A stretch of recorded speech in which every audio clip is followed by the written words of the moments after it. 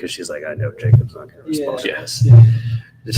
Hey, everybody. They did have Welcome to another episode of the Whiskey Crusaders here. We got Bendt Distilling with us this evening. We got Raleigh and Jacob here. So I'll let you guys introduce yourselves, and then we'll talk a little about this fun stuff. Hey, Don or Pass, I'll just turn over to Raleigh and then to Jacob there and let you, a little bit what you guys do for Bendt. Howdy, folks. My name is Raleigh Hughes. I am the head of sales for Bendt Distillery.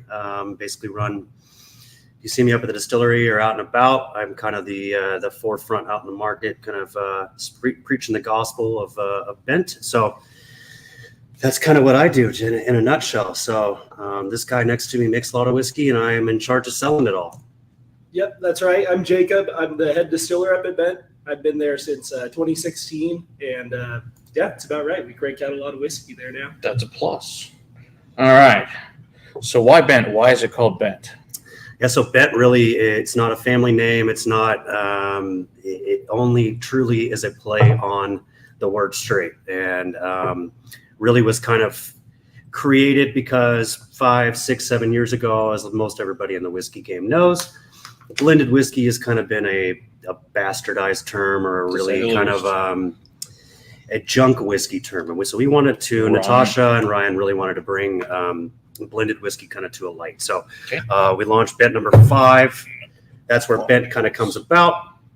Bendt, not B-E-N-T. B-E-N-T is really, really hard to trademark. So we decided to throw a D in there. Good reason. I was wondering what. Okay, yes. That explains so that. B-E-N-T is really hard to trademark copyright. So we are Bendt. So normally, as a lot of people know, you can use up to 80% of neutral grain spirits in blends. 80%, right?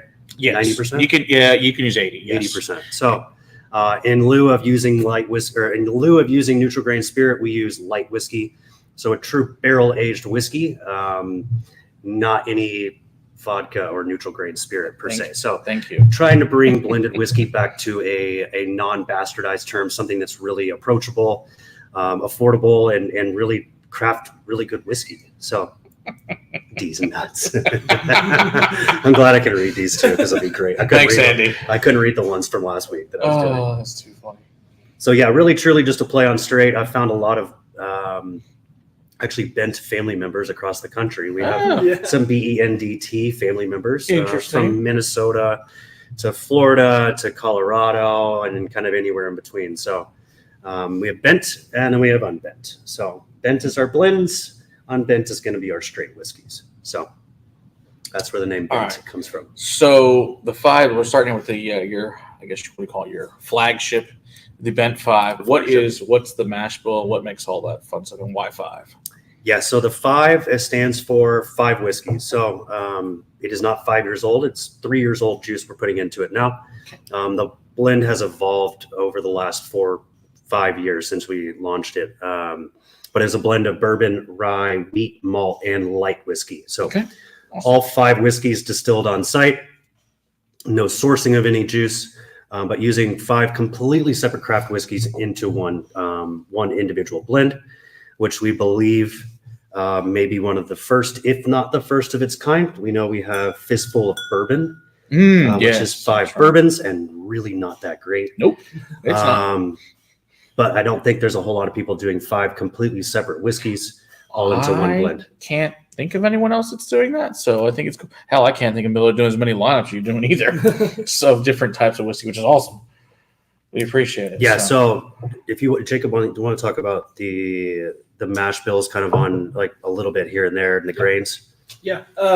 We'll kind of start with the Bendt.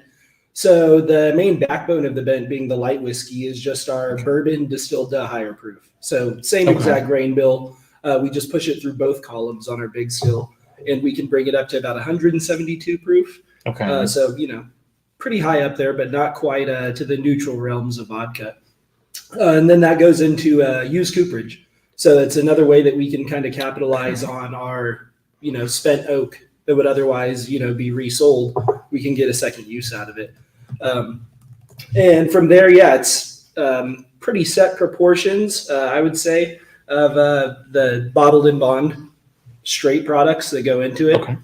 I think another thing we kind of missed with the Bendt is the early iterations were made with light whiskey that was about 1 year, 11 months old. So not quite 2 years. So not quite Super straight. young. Okay. So straight is good, but bent is better was, kind of the thought behind it. At this point, most It's of our on light the- whiskeys up in the it's on the 3-year bottle. range. See, that's good. It's just good marketing. So yeah, so that's kind of the bent. And again, it's the light whiskey backbone, and then we can get whatever flavor nuances by the blend of the the bottle and bond whiskeys into the.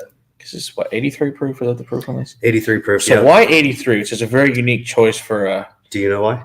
Honestly, I don't. I know we sampled it at a few different. I mean, Or I just would say the lower and higher, right place where it tastes but good. 83, yeah, I can't speak to that. I think one of the main reasons, I don't know this for certain, but TX blended is 82 proof. So if we had like to that. do a measuring contest and we needed the extra proof, there it is. Yeah, I'll take that. I like that. works for me. Yeah. So they're 82, we are 83. They are vodka based and we are light whiskey based. And So we appreciate it. And it's all whiskey. all whiskey. Damn. Yeah, we say all whiskey, no crap, no fillers, all true Perfect. whiskey. That's right. So I guess, of course, obviously, this is the base one for you guys. You guys usually assume make a lot of cocktails at the distillery and fun stuff. What are your guys' favorite cocktails you guys make when people come out to the distillery to visit you guys? I mean, this one kind of leans any real direction. I mean, Okay. For me, this always leans better towards a citrus-based cocktail. Makes sense. Sours, smashes, even mules like our ginger beer that we make at the distillery Oh, yeah, we got to talk about your beer. That thing is really good. So I think anything that kind of leans really towards, we call this the Crown Jameson Jack style totally. whiskey. Yeah. So you think Jameson and ginger, Jack and Coke. Okay. Anything like that that's Makes going to be total really sense. citrus based. For me, it depends on the time of the year. Yeah. Summertime, Okay. I mean, they make this that peach tea one up at the bar that is just like, But that's man, fun. you can crush those Especially in things. Texas, it's got to be really good. Oh yeah, Hey, Donald and Eric and Bourbon. Bent to a tea. Yeah. That's what it's Yeah, called. that's what it's called, bent to a Bent tea? to a tea. Yeah, That's it's like, awesome. it's I like love it. thyme and basil and peach tea and bent number 5, and it's served in a tall pint glass, and it's absolutely delicious. I should know the name, but I just tell the bartenders and they're like, "Shut up." That's what you Change say. the way that you sell all the barrels to Okay, so I'm going to pull this up. Yeah, so our buddy Donner Pass wants to know, as a smaller distillery, how does that change the way you sell on the barrels of Scotland, Canada, somewhere else compared to the larger ones? So a lot of our barrels, since we're going to light whiskey, these will see bourbon to start and then light whiskey in its second life. So, and even now we're seeing more of a localized beer operation wanting to utilize our bourbon barrels, our X barrels. So we're not really doing any of overseas. No, I think we've only done one overseas barrel shipment, and it was Okay. to Fiji. That's all. Oh, I do remember. That's that. wild. So yeah, What are they going to do with it in personally, Fiji? I'm gonna go check on those barrels. It was a rum personally. distillery. Yeah, Sweet. exactly. Just to Terrible, make sure terrible that- reason yeah, to have to make go sure somewhere, that- right? Check if their But- barrels are okay when you get there. Exactly. Other than that, yeah, we get a couple uses out of them, and then we Okay. try to give them to our our beer friends. Okay, Again, awesome. same thing, so we can get the beer that comes out of it. Makes And we do total sense. did you try the water? Oh yeah, that water was cool. Yeah. Yeah, we got to talk about all the other cool shit, Yeah. like the beer and the water and stuff I didn't too. want to get into the water Yeah, in yeah. case that was a rabbit hole we didn't want to go down. No, But we're that's the third the use of super, the barrels. more nerdy. Yeah, Yeah. let's talk. Okay, so let's talk about barrels. You talk about the water and the barrels real quick, and then we'll go to the next. You could So probably yeah, essentially we will take like a spent bourbon barrel. We age our light whiskey in it. We then rinse the barrel so we could get that residual alcohol right before bottling. We then age RO water in that barrel we've done various amounts of time, and you can pick up various amounts of barrel flavor. Mhm. The interesting thing too is most of what those barrels have seen are super high proof alcohol extractives. So as soon as you get water in there, you start pulling water soluble components out, which are super fun.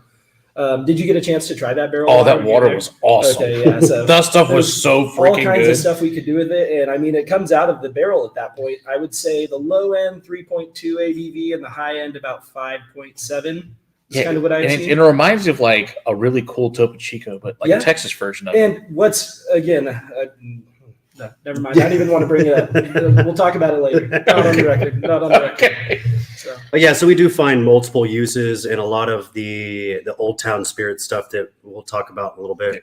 Also, we'll see a bourbon barrel aged gin or a bourbon barrel aged agave spirit. I mean, we have all kinds of experimental stuff that we can do. So most of our barrels are seeing at least 2 to 3 lives, I would imagine. Mm-hmm. And then probably go into a brewery or just somebody using it after us. So are we allowed to talk about your cool contraption with the beer that we showed us? They have the coolest thing I've ever seen with beer. Tell them with your beers how that works at your place.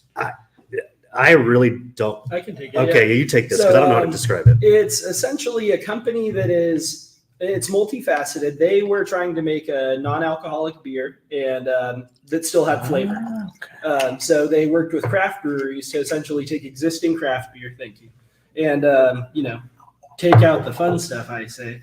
But they achieved it. And, they made a beer that was flavorful and, good for the NA craze going on right now. Okay. They are also trying to go after the keg market. Essentially, kegs of beer shipped around the country, water, stainless, super heavy. They're going to a concept that's more like the soda fountains. So it's a malt base concentrate in a bag that's reconstituted. Again, with no alcohol, but we're a distillery, so we added alcohol. We fixed that problem. Yeah. So we found the alcohol.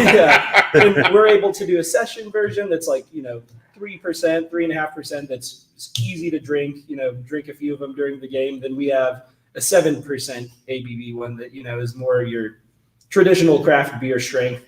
And the cool thing is, as this company works through their processes, as far as I know, we're the first distillery using this technology. So that's awesome. That's the fun part of it. And I guess my favorite part is we just get to have beer without making beer, without putting the effort in. Right? We put our effort in another area to get beer out of it, so that's cool. But yeah, that's kind of in a nutshell. I call it the soda fountain that makes beer. Yeah. It's basically like siphoning all those together. To make beer, but kind of in an odd, funky, small, contained way. Yeah, think of like a refrigerator, guys, and it's got basically bladders of beer in it. And it's just hooked up to kegs. Be the best way, I think, just to get a look. The best thing is to go to the store and just go. There's no kegs. It's inside the refrigerator. It's wild. Filtered water, carbonated water, and just that malt base, and it all gets blended in line. And again, wild. From a consumer's perspective, it's just a beer coming out of the tap. So you don't really see much otherwise. It's one of those few things you got to see to believe. Someone asked about proofing the whiskey with that water. We did do that for a while, or we still do that. We still do that. I would say, man, we'd have to talk to John to get the exact proportions on it, but we pretty much experimented with doing 100% barrel aged proofing water, and I would say as low as 10%. Okay. Again, for the exact what we do now, we'd have to talk to the barrel harvesting guys. The barrel harvesting, the guys in the back that bring all the magic together. Once it's done. All that fun stuff. All right, you want to move on to the malt? Yeah, that's the one I just poured. Shove over the bottle. Yeah.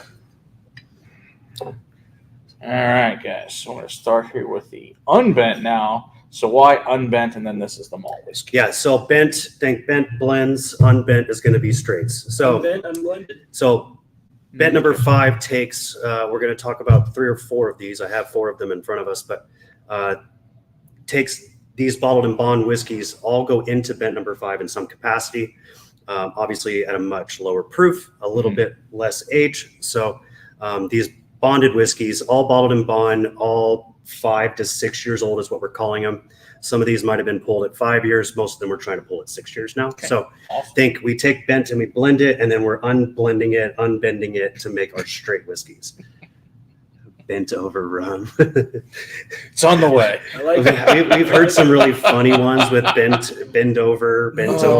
There's a lot of fun, and we lean into it. I mean, you have to get bent is on pretty much everything we do. That's you awesome. Can see that. So, I mean, we like a funny play on words. I mean, marketing is what sells a lot of things. Absolutely. We think the juice is really good to go on top of it. But yeah, so unbent is basically all of our straight whiskeys. Going to be more, think bent number 5 as your daily drinker, your cocktail whiskey, something you can enjoy by the pool. And then you upgrade to kind of your unbents, your weekend whiskey, your neat, maybe a rock or two. I mean, it could make some really good cocktails. I've had great cocktails with unbent. But more or less, these are more of our geeky whiskeys. So all bottled and bond. We have 4 of them out now. There will be 7-ish in the total collection once we're all done with them. It could be more than that. Just kind of depends on how things progress. But this one specifically, the unbent malt. So not a true American single malt. This one is a straight malt. So there's not a whole lot of them on the market that we're really aware of. Yeah. Follows the same guidelines as a straight bourbon, a straight rye, a straight wheat. 51 or more % of that dominant grain. So 60% malted barley, 40% red winter wheat. Your wife is coming to you. I think that's her. Phil is a mighty handsome fella. Who is it? I'm Jay Payne. Oh no, that's my buddy Jay. Yes. Good. Oh, I love Jay. Cheers, Jay. That's awesome.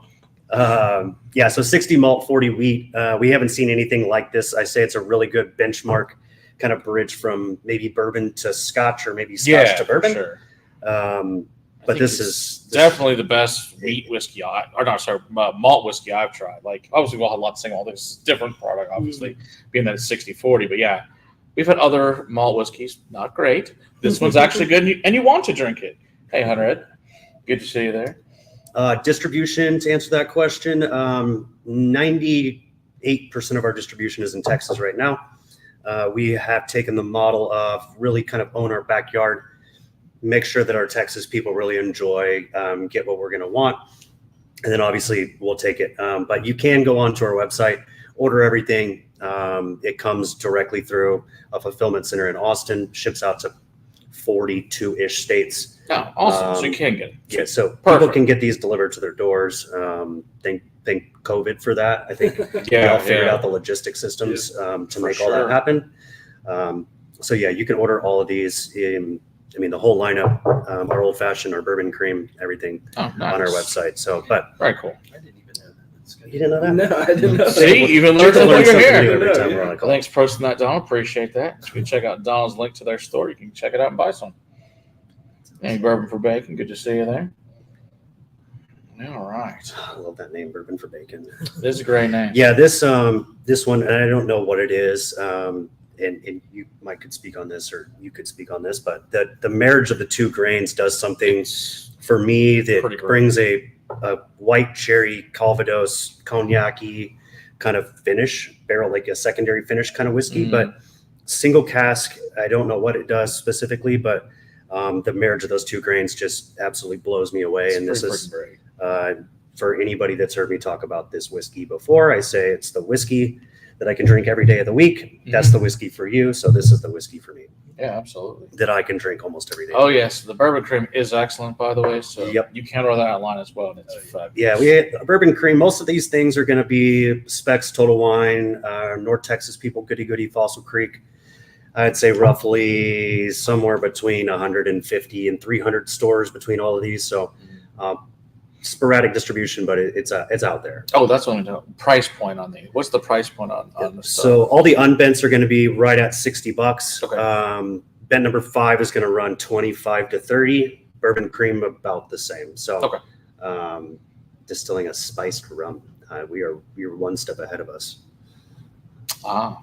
You do make a damn good rum. We did make a rum. I don't know if we want to go. I don't know if we want to go to 134 proof rum right after that. Might be a good segue since somebody brought it up. We can. I mean, we're professionals. It's fine. And I have a second glass. So yeah, we also have our dump glass.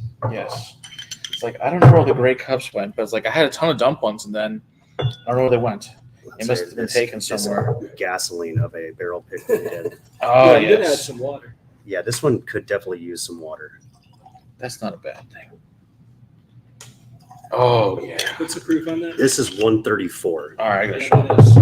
Yeah, plus we're gonna tell them about the Old Town Spirits. This is the other thing you guys make. This label. Yeah. So when I kind of touched on the secondary usages of our barrels, we have this label that is a distillery only label called Old Town Spirits. For those of you that don't know.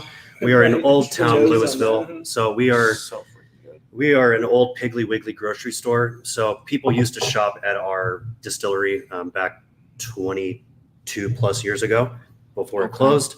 So we are in the middle of Old Town, hence Old Town Spirits. So if you ever see this label, it's going to be coming from the distillery. This one specifically was a pick that we did with DFW Rum Club.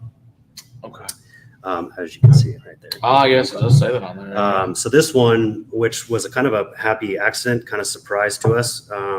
After we tasted through 4 rums. This one was a clear winner. This was 7 years on the date. We distilled, or we put it in the barrel to when we dumped it, all sherry cask finished. So freaking good. So it actually yielded 134 bottles, and it's 134 proof. So it was a very It's got to be good luck or stuff. it's real, a very right? serendipitous barrel, we'll call it. Absolutely. But yeah, this is like I don't even know what to describe this whiskey. This Man, the Super nose on solid. it is like freaking Werther's Originals, but then it goes into like tobacco, plum, freaking insane. But yeah, I had to add a little bit of water to mellow it Lots out. of beautiful dates and raisins. Now, when you guys are you guys using sugar cane or molasses? What process are you guys using to make your rum? It's a blend of molasses and granulated sugar. Okay. We've experimented with different molasses supplies over the years, but yeah, kind of the blend of the sugar and the That works. It's a 7 arc. And Yeah. 7 in Texas means it's old. 7 years. Yeah. I mean, it is. It's Yeah, dark. look at the. I mean, that is. It's damn near opaque. It's okay. You can't even see through It's it. okay. In fact, I was Yeah. holding it up to a light earlier that I could You barely can't see see through it. So Yeah.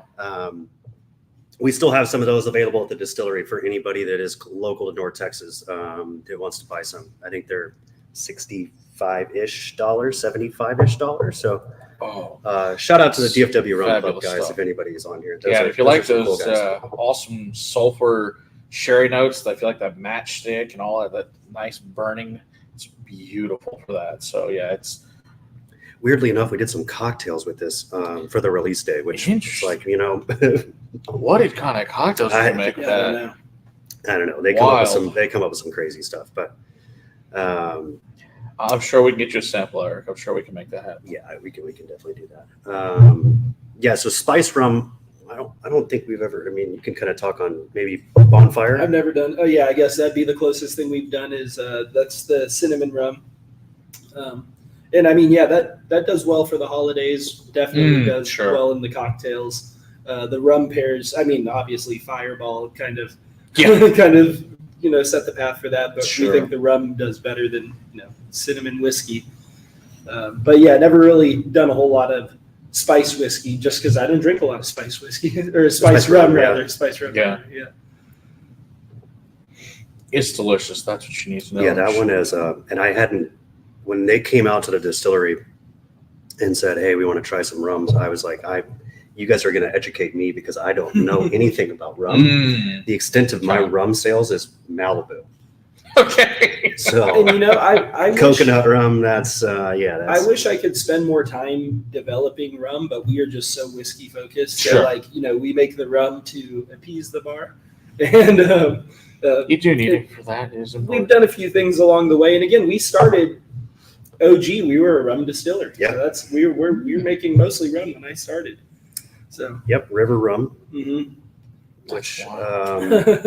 we still have some bottles for those OG people that have been to the distillery for the last 12 years. Yeah, I know we featured that at Oh. my cousin's wedding, like in 2017. That was the rum on the bar that night. Yeah, was the river rum. There's still some back there. I don't know why we keep it, but we still got some back Somebody wants it.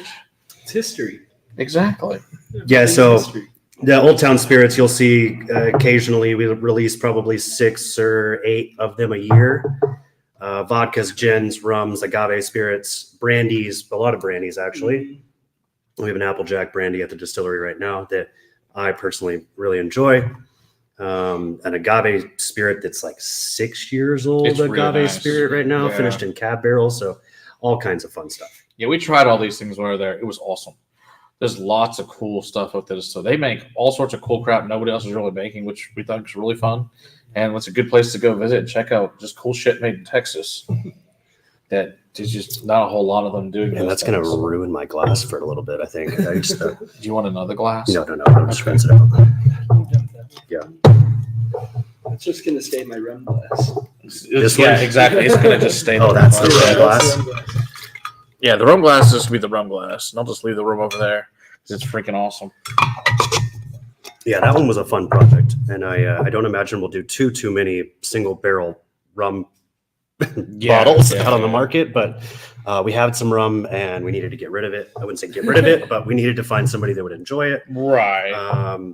In Texas, I guess, does have some Treaty Oak's done a lot of rums in the past. They have. Smokehouse has got a couple. Yeah.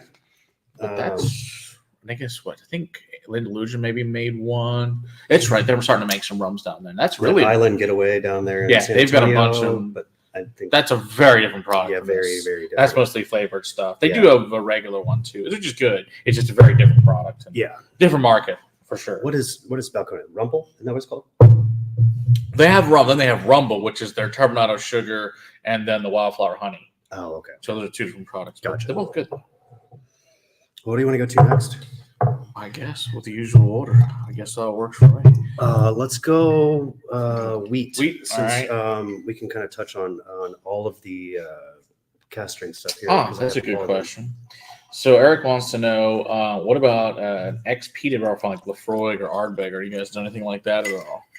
No, because I don't like peat. Sorry. no, I mean, I think there's, and really, I think it's kind of a consensus among the distillery. Not a lot of us like peat, so we're just not really leaning that way. Okay. And nothing against the people who use peat, just not us. We do other kind of smokes though. We've done peach, pecan, apple. Yeah, those were good. Good. I think they pulled samples that day, and then I think my favorite though has been we sent a spent bourbon barrel to our friends at Colorado Malting Company, and they chipped it up and used that as the fuel to smoke green malt. And that made the smokiest goddamn single malt we've ever made. To the point that it probably won't be released as like an individual whiskey. It'll be used as like a smoke, a liquid blending smoke. component. Yeah. Sounds fabulous. I love it. Yeah. So that barrel exists at the distillery. Yeah, I think there's 3 of them. I guess we should have to come back. I don't know where I guess that's a testament to how much smoke there was. Normally, we would expect about 4 barrels of yield off of a ferment like that, and we only got 3. And I imagine it's because that smoke fucking killed the yeast. But again, we got enough out of it, I think. Yeah, I don't know. Like the peach and pecan and bourbon barrel smoked single malts that we have, those will likely see some of the LTO unbent release. I would say maybe 5 years down the line. Okay. Those are only 2-year, maybe 3-year-old whiskeys. So we want to make sure 5.5 is kind of like our benchmark. And I always tell everybody that you talk about 5.5 or 6. It really ultimately depends on if we're pulling barrels in May, like right about now, or if we're pulling barrels in October, September. Because as we go through a 110 to 120 degree rickhouse for a whole summer, the whiskey is going to taste completely different 3 months later than it is. Absolutely. In the first half of the year versus the second half, which I didn't realize until about 6 months ago that one season is January through June 30th and then July 1st through December 31st. Did you know that? That's what considered that's your season for bottle and bond. It's a bizarre way of doing it, but it's what it is. Interesting. Because somebody, I think I might have told you this, somebody was distilling something and they had their distill dates bled over until the next month. So they had to put it under 2 different bottled and bonds because one was this season, one was that season. That's insane. Which, I mean, I've always seen that in the bottle and bond description, but I thought that just meant like summer. Yeah, I thought right. Because that would be logical. We wouldn't want logic to dictate. I don't know if TBC or TTB or some jackass wrote that law that had no clue what the hell how this whole seasons thing worked. Apparently, that's logical. It's just like when they had the fiscal year, it started in October because they can't count where January is. Same stupidity. Same shit. Yes. No peated bourbon. I don't know about peated bourbon. I'm not a huge peat fan either. So I mean, it's delicious. Maybe Natasha is a huge peat fan. And I always say, like, my friends who are the big peat fans are cigar fans. I'm not a huge cigar fan. So I mean, I think those kind of flavors go well together. Sure, absolutely. So, and one thing I didn't touch on to begin with. When you hear me say Natasha and Ryan T. Hart, are the owners, founders of the distillery, husband and wife duo. So Ryan runs all back of house production operations. That's kind of his strong suit. Natasha is our blender, founder, marketing, sales, all front of house, everything. All the fun stuff. She's the nose, she is the palate, and Ryan is the science nerd behind the rest of it. Yeah. So front of house, back house, we can separate them that way. There you go. But yeah, so we have straight wheat Yes. in our glasses now, which we will not confuse with wheated bourbon. So that's what I get most people. Sure. Oh, cool, it's a wheated bourbon. No, this follows the same guidelines as the last one and the rest of our whiskey. So same thing, has to be predominant grain in that whiskey. So this is going to be 60% corn or 60% wheat, 30% corn, 10% malted barley. Okay. Yep. Okay, cool. I got that right. I'm about to say I've been saying that for 2 years, so I hope I'm right. So yeah, this was actually the first of the bottled and bond we released, and it was about 2.5 years ago when we released our first one. Okay. They were all single barrels on the market. I mean, you might see some still that are out there. They got some gold pin on the back of them. But this one's won a ton of awards, and I think it kind of alludes to everybody liking wheat whiskey, even though we don't know that we like wheat right, whiskey. because there's such a small amount of them, in the Yeah, bottle. I mean, we just talked about Weller and Buffalo Trace and all those, and Pappy's and all those wheated bourbons. all those wheated bourbons that people. But now may you not got, like. Bernheim and a couple. I guess Woodford makes one, a couple others, but there's not a whole lot of them. Similar to Yeah. So Jenny wants to know. I'm a lover of Bombay Sapphire gin. What gin does Bendt make that would be a similar taste? That's gonna be. It's gonna be London Dry, right? Yeah, and man, if We I make know American. Jenny, that she's got a difficult palate, so that's got a lot of citrus on it. I think you need to be on like vacation in like Mexico sun too for that type of gin. Yeah. So lots of botanicals on it, but I don't know. I'll have to make her one. I'll have to make. There you go. You do have a gin, but it's not quite like that, obviously. I would say our gin is very much, and I found a lot of American style gins are leaning a lot towards like 7-Up flavor, Right. which is really, I mean, it shouldn't lean that way, but not as much juniper, which I think is what we're kind of leaning against. But so maybe Bombay is going to be a little bit more juniper forward. I think ours is kind of a good middle ground between 7-Up and Bombay Sapphire. But I love our gin. I think our gin is delicious. And the cool thing too, we get to make seasonal gin, so we could make one for the fall that's got more cranberry, almond, more of those types of flavors. And then again, I really think Texans don't realize how much they would like gin because they're used to gin just tasting like and that's thankfully gin's on the rise, and it is a different styles. It's not all London Dry. It's all this wide plethora of different gins. Like we did a gin stream a few weeks ago and didn't realize we have like 80 different plus types just gins in our house alone to try. It was like, and they're all fast, especially like craft guys. Like there's so many different types of gin now, and they're all really freaking good. Well, and I think for us whiskey drinkers, like if I'm not drinking whiskey, I'm like what I enjoy when it's 105 degrees outside is a gin and tonic, like just a good gin and tonic. And Still Austin, or whatever. I preach Still Austin all the time. They have a gin and they have a good stuff. 365-day consumer because absolutely when I don't want to drink Still Austin whiskey, I'm going to drink Still Austin gin. There you go. I do not think we will have gin on the market anytime soon. Sorry, folks. If I had my way, we would, but we probably will not have a gin on the market anytime soon. We are going to stick to brown spirits. But you can try it at the distillery. So if you do want to try it, do go to the distillery. They do have the gin there, so you can try it, and it is quite lovely. A gin old fashioned is weirdly enough a very good cocktail with a lemon peel. Yes, absolutely. So what do you think of the wheat? I like it. There's not a lot of it's and really even in Texas, I think there's Banner has a wheat, and of course now Lowdown wheat is a vastly different product. Yeah. Like that's that's a 90% wheater, and it's let's say they're almost all 142 proof. And it's all usually high proof. And no, this is very nice. So this is kind of it'd be a mix between those two distilleries. The same thing. It's 95.5 for Banner as well on their wheat. So it's a very different, unique thing, but it's really nice. So we talk alcohol removed products.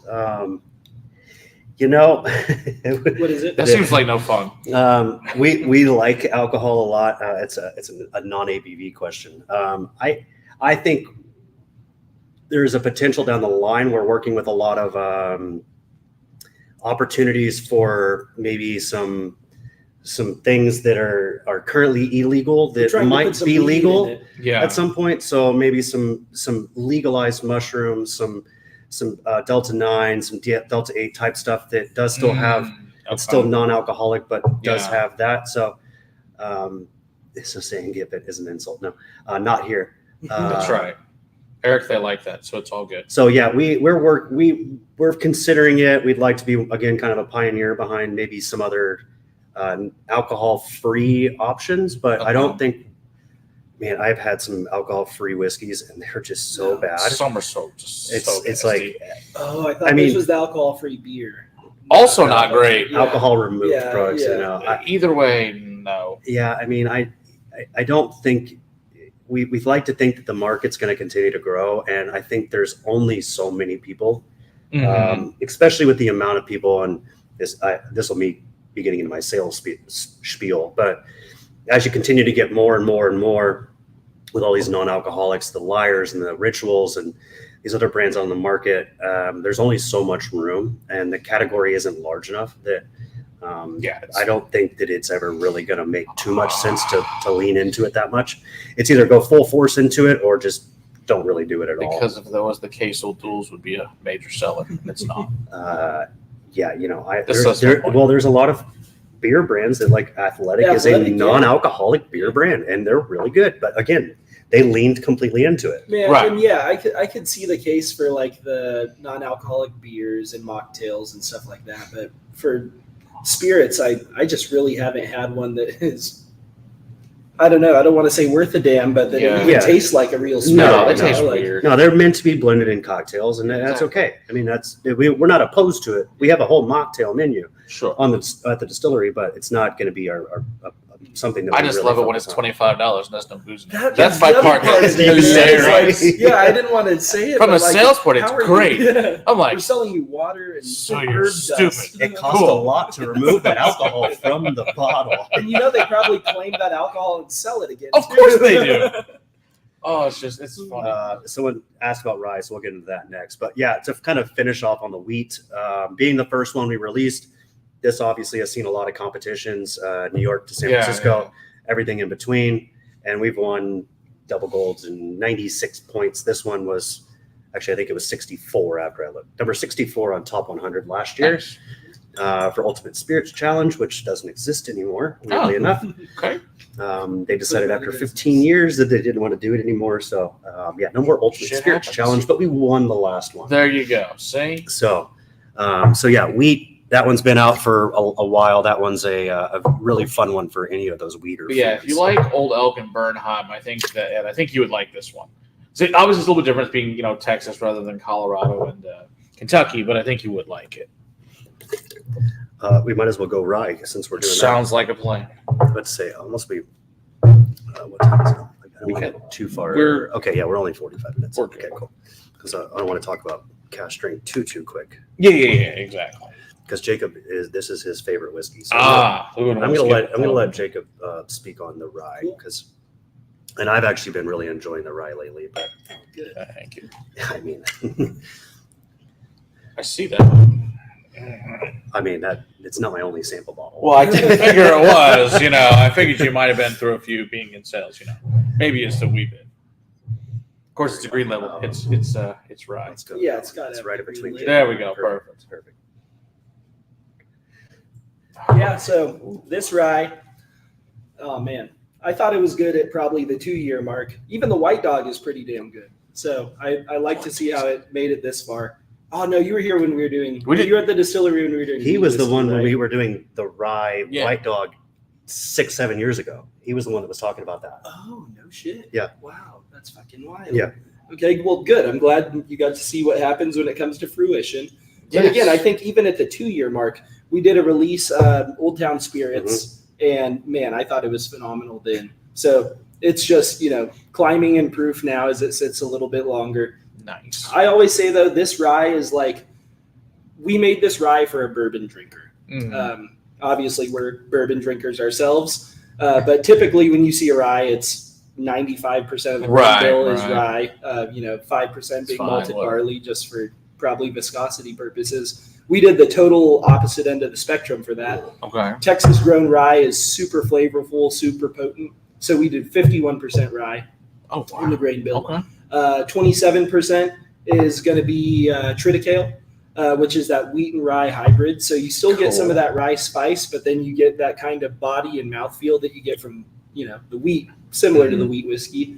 So best of both worlds there. English pale malt, the same malt that goes into the wheat whiskey as well. And then the last 2% is going to be golden naked oats, which are huskless malted oats. So you almost never see those in a whiskey. I don't think I've seen it in a whiskey before, aside from this. Typically, you'll see it in like an oatmeal stout. Yeah, that's wild. It brings a whole lot of complexity, almost like a grainy finish, but that almost has like oatmeal raisin cookie type finish, baked bread type thing. Oh, it really does. And it's you get the icing and everything with those oatmeal cookies on there, man. I love oatmeal cookies. Oh, this is my favorite cookies is oatmeal raisin cookies. That would be good. Or if you know with the little Debbie's with that, would be awesome with this. Oh man. Yeah, this whiskey, and I've been pretty public about it that I was never a huge rye fan predominantly before, and I had to really get myself into ryes over the past 6-8 months. This was released September 22nd at the distillery, so hit market December 1st, but September 22nd at the distillery. There is your wife. Now she's on. Grandma, hopefully. Hi, Grandma. So yeah, I've started to really kind of learn to love these, and this leans a little bit sweeter on the rye scale, I think, for a lot. And I think it kind of leans towards that wheat rye hybrid grain. That wheat's going to give it that mouthfeel, but also that sweetness that you really want. And you still get that rye finish. You do. Typical rye spice. You feel it like lying your freaking esophagus all the way down. You still get that. But again, there's just so much more complex flavor up front. When we brew with the golden naked oats, it literally, almost every time I'll go by and eat the freaking malted oats because they're delicious. Awesome. It tastes like Honey Nut Cheerios, and that comes through in the spirit, I think. Nice. So much of that oat character comes through, and just being 2% of the grain bill. In a 4,000 pound mash, we use 100 pounds of malted oats, and it still comes through. He wants to go in to get Bendt. No, not publicly held. Yes. We are husband and wife owned. Yeah, one of the few that I'm aware of that still are family owned. So we really kind of pride ourselves on being a true family owned distillery. But somebody else commented and said that your friend was more aggressive than your wife. That just sounds like a challenge at this point. If you knew Jay, I mean, come on now. Amanda's with her 100-year-old grandmother. Awesome. So they're drinking Bendt out there right now. That's awesome. That's what keeps really Grandma cool. young is Bendt number 5. See, there you go. That's perfect. See, you found a way to stop the aging process. You're in great shape. Yeah, I would say Fountain of youth. 100. It's a really good kind of bridge for those people that are really wanting to get into ryes, but don't want that punch you in the face rye, super peppery. What do they say? Green pepper, vegetal, herby. Not going to be near as much that, but a little bit more on the, I would say, a little bit sweeter side.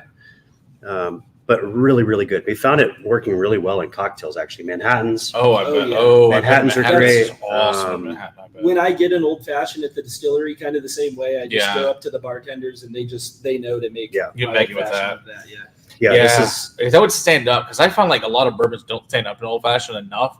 I like a lot more punch, and that would definitely be better. Definitely. You couldn't lose the flavor if you tried. No. I always say this whiskey is like a palate wrecker. This is the type that you'll sip and you'll at Whiskey Fest, you'll go to the next booth and be like, I still taste that rye. I've never rinsed that off my palate.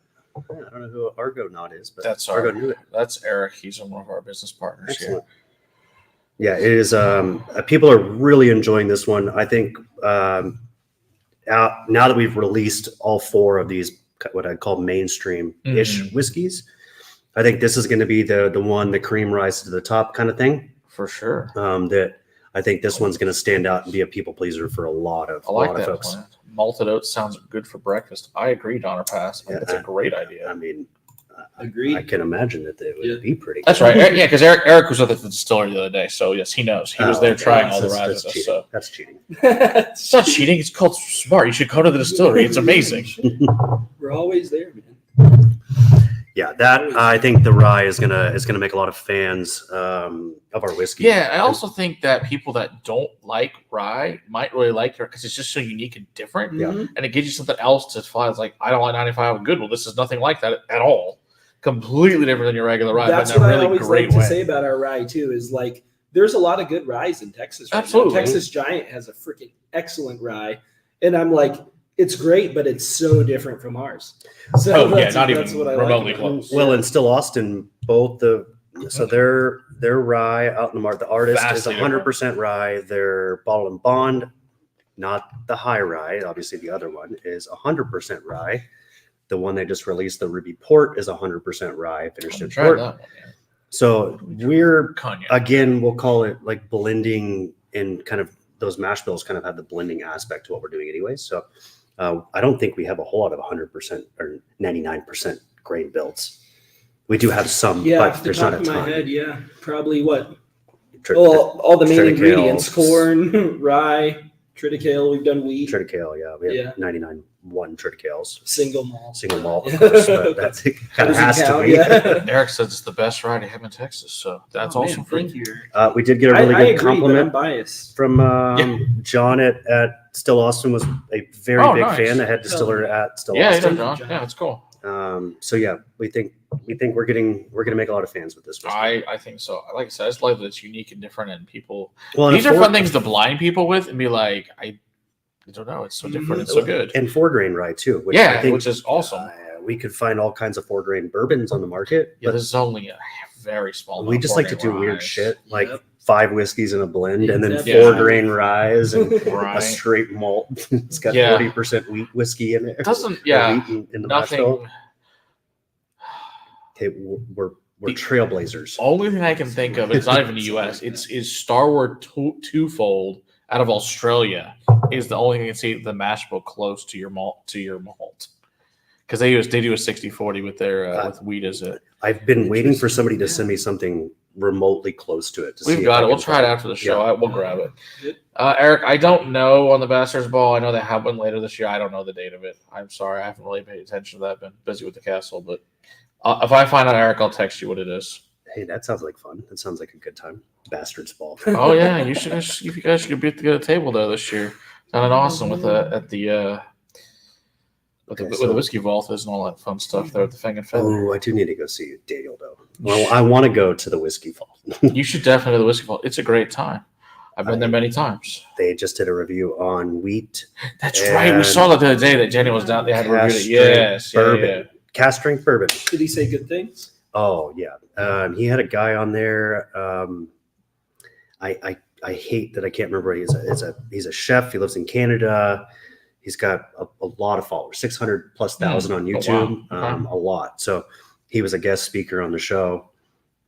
Matt, would you like to bring me a handful pour? Yes, you should definitely bring that. That would be awesome, Eddie. That would be great. He's coming tomorrow from town, so yes, it'll be good times. Well, since he was talking about, I was going to segue directly into bourbon straight from the barrel because I think that's a really good, kind of, we're not going to say segue to the last thing, but like a good. We haven't talked about. You want to skip the regular bourbon? Yeah, we haven't talked about. Well, I mean, we just got to do the regular bourbon with the Cask Strength bourbon. Okay. It's only fair. It's only fair. Who wanted to feel left out? That's fair. That's fair. We'll plug you back up for a second. He's like, I'm over here. I want to get poured. Did you give me 2? It's still full. No, I think those are both yours. Those are your 2. It's a brand new glass or brand new bottle. I just brought from the house. The castle is bigger than the vault. That's true. That is a valid point. Well, the vault looks like a converted second bedroom. Yeah. Or third bedroom. Yeah, it's. I don't know if it's Daniel's next to his kitchen or what, but it's pretty cool. It used to be his office. It used to just be a little room up on the top there of the tower, but now they got so many bottles in it. They took his office over and converted, which is probably like 3 to 4 times the size of the other vault. So, Oh, Amanda says proud wife over here. She's so proud. Good. Oh, here, yeah. So we'll talk about bourbon. yes. Oh yeah, I should show you the picture. That would be good. So That'll be my bourbon. job. There you go, guys. It's a red label. Yeah, Why red label? It's an interesting choice for a bourbon, for a color of label. Just Not my department. boy, I don't even know the answer Okay. to that. it's just rye, I green. We know think that. Just, I don't no, know. What color should bourbon be? I don't know. It's I just, think red's good. it seems no more than that would rye have been being more green. like Why not, wheat, right? red winter wheat. Maybe I don't know. Maybe Oh, we're okay. thinking makers to wheat. Okay. I don't Maybe I don't know. It's just an interesting choice. I have seen the whole slew of the 7. So knowing what the there's a extra blue one. 3 colors are, there's a royal, a navy, and we'll call a vanilla, like a navy combo for the light Okay. whiskey. So All right. I think the color palette for all of them just kind of that's maybe the Perfect. red we were missing. It was what was left over. You didn't use it. Yeah, we hadn't used red yet. So like that looks good. It stands We'll go out. with red. But yeah, so we What's left spend over. roughly 75 to 80% of the year making bourbon mash. Oh wow. Okay, so it's mostly Bourbon mash, Oh, yeah. obviously going into our light whiskey for Bent number 5. Sure.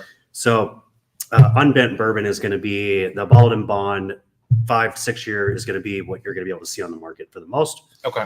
along with Bent number 5 and the rye, kind of a close third.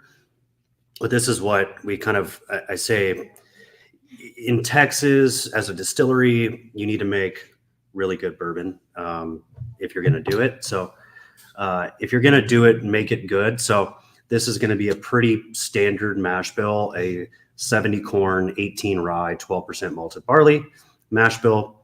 I looked up earlier, Woodford is 72 corn, 18 rye, and 10% malted barley. So I had it off a hair. Okay.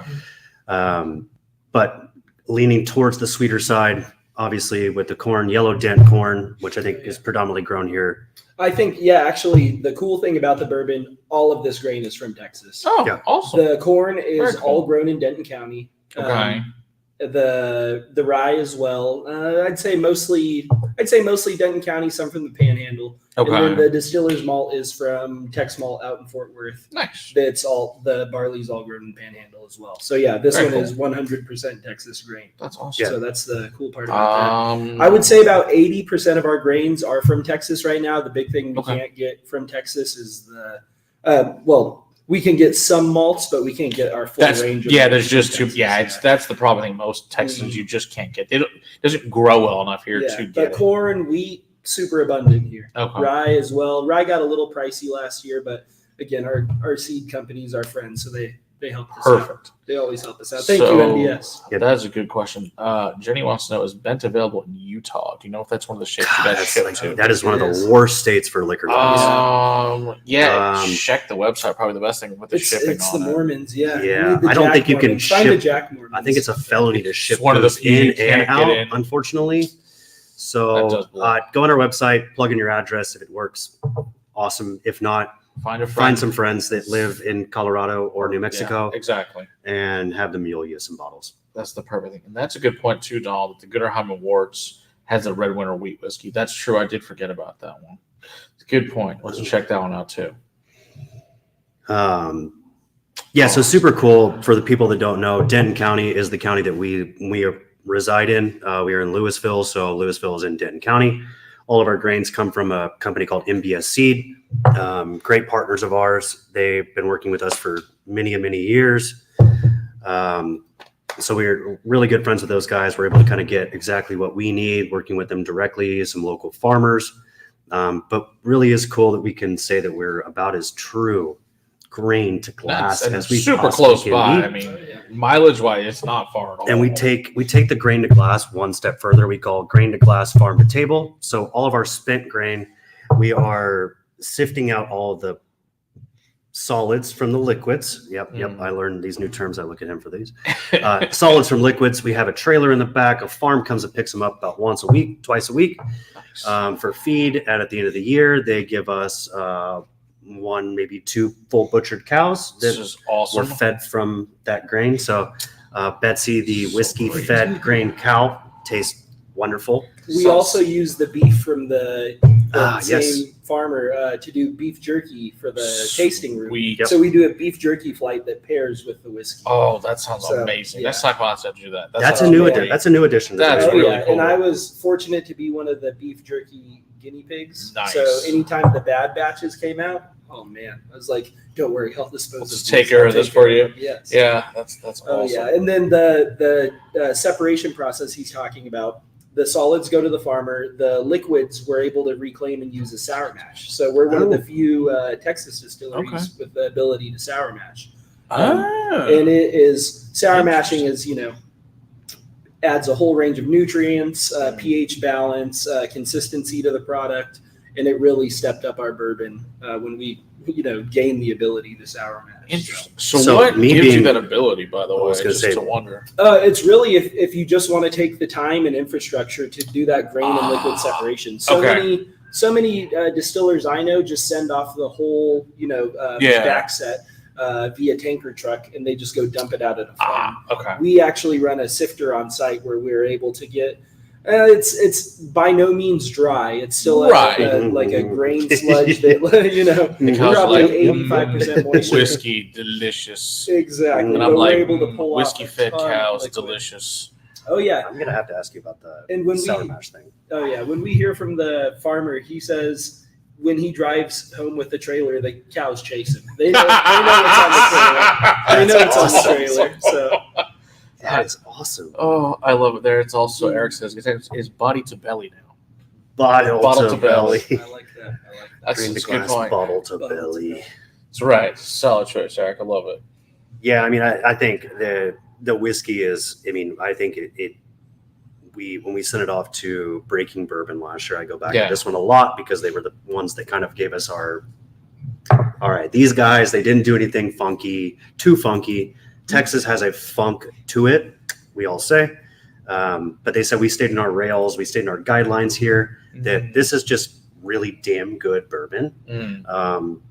That I mean, if you were to blind somebody on this, for the most part, I mean, our whiskey nuts could probably say, yeah, this is Tennessee or Kentucky. Sure. But for the most part, you wouldn't be like, oh yeah, that's 100% Texas, like Texas all the way through.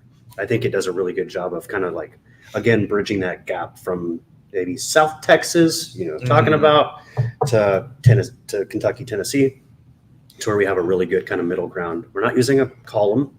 Right. We have they're short. You do have to talk about your cool ass alien still. You do have to talk about. I have never seen a still like you guys have. That thing is wild. it's pretty damn cool. So it's 62 beer barrels still. So that's 2,160 gallons. Okay. It's a hybrid pot still with, first and foremost, it looks like a giant submarine. So again, we're in an old Piggly Wiggly building. We have, pretty low roofs, so we had height constrictions to deal with. So we essentially, rather than going up, went horizontal. And it cranks out whiskey. We can move half a day's worth of brewing in about a 10 to 12 hour strip. And when we run it in finishing mode using one of the columns and the deflag, we can produce, I'd say, about 15 or 16 barrels off of one batch. Nice. So it stepped up our If you production wanna put that to the tremendously. yeah. Here's a picture of it. The alien spaceship.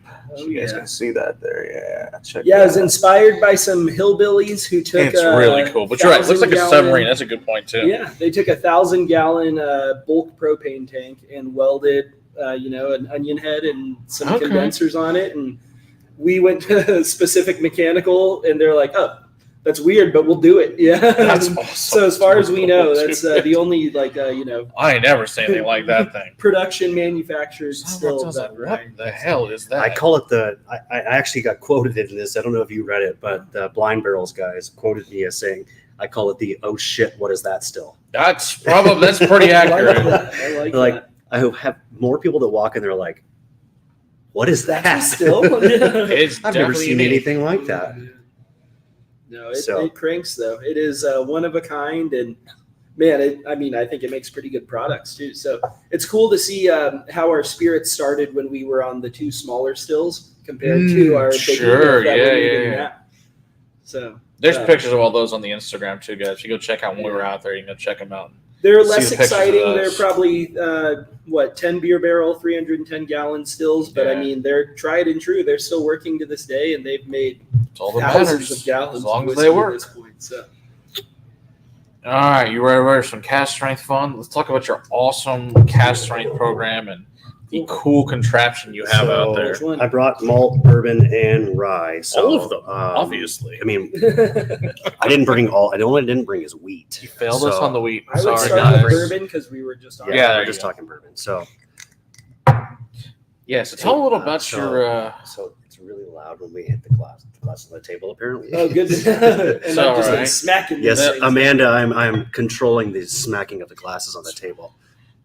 She texted me and was like, "It's really Stop. loud." Well, that's the thing. Well, That's if it's a my wife, then I have to. Click That's right. Loud. Come on. the Yeti microphone is a great This is microphone. yours. Yeah. And I also like to do things sometimes to really jack with our fans that are on earbuds. So sometimes I like to ring that bell and shit, which is Oh, really God. awesome. There's a bell right You there. should go ring the bell. Really, your wife would love it. Oh, he's gonna ring the bell, guys. You're welcome.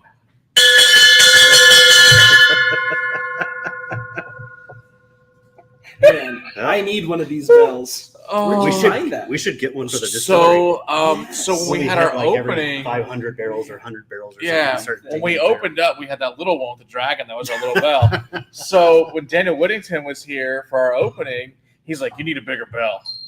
So he's Not like, yours, I'm gonna get you a bigger bell. I was like, okay, so it's an old ship bell, I think like 1870s or something. And then he had our logo engraved on it, which is awesome. So thank you once again, Daniel, because that bell is freaking awesome. That's amazing.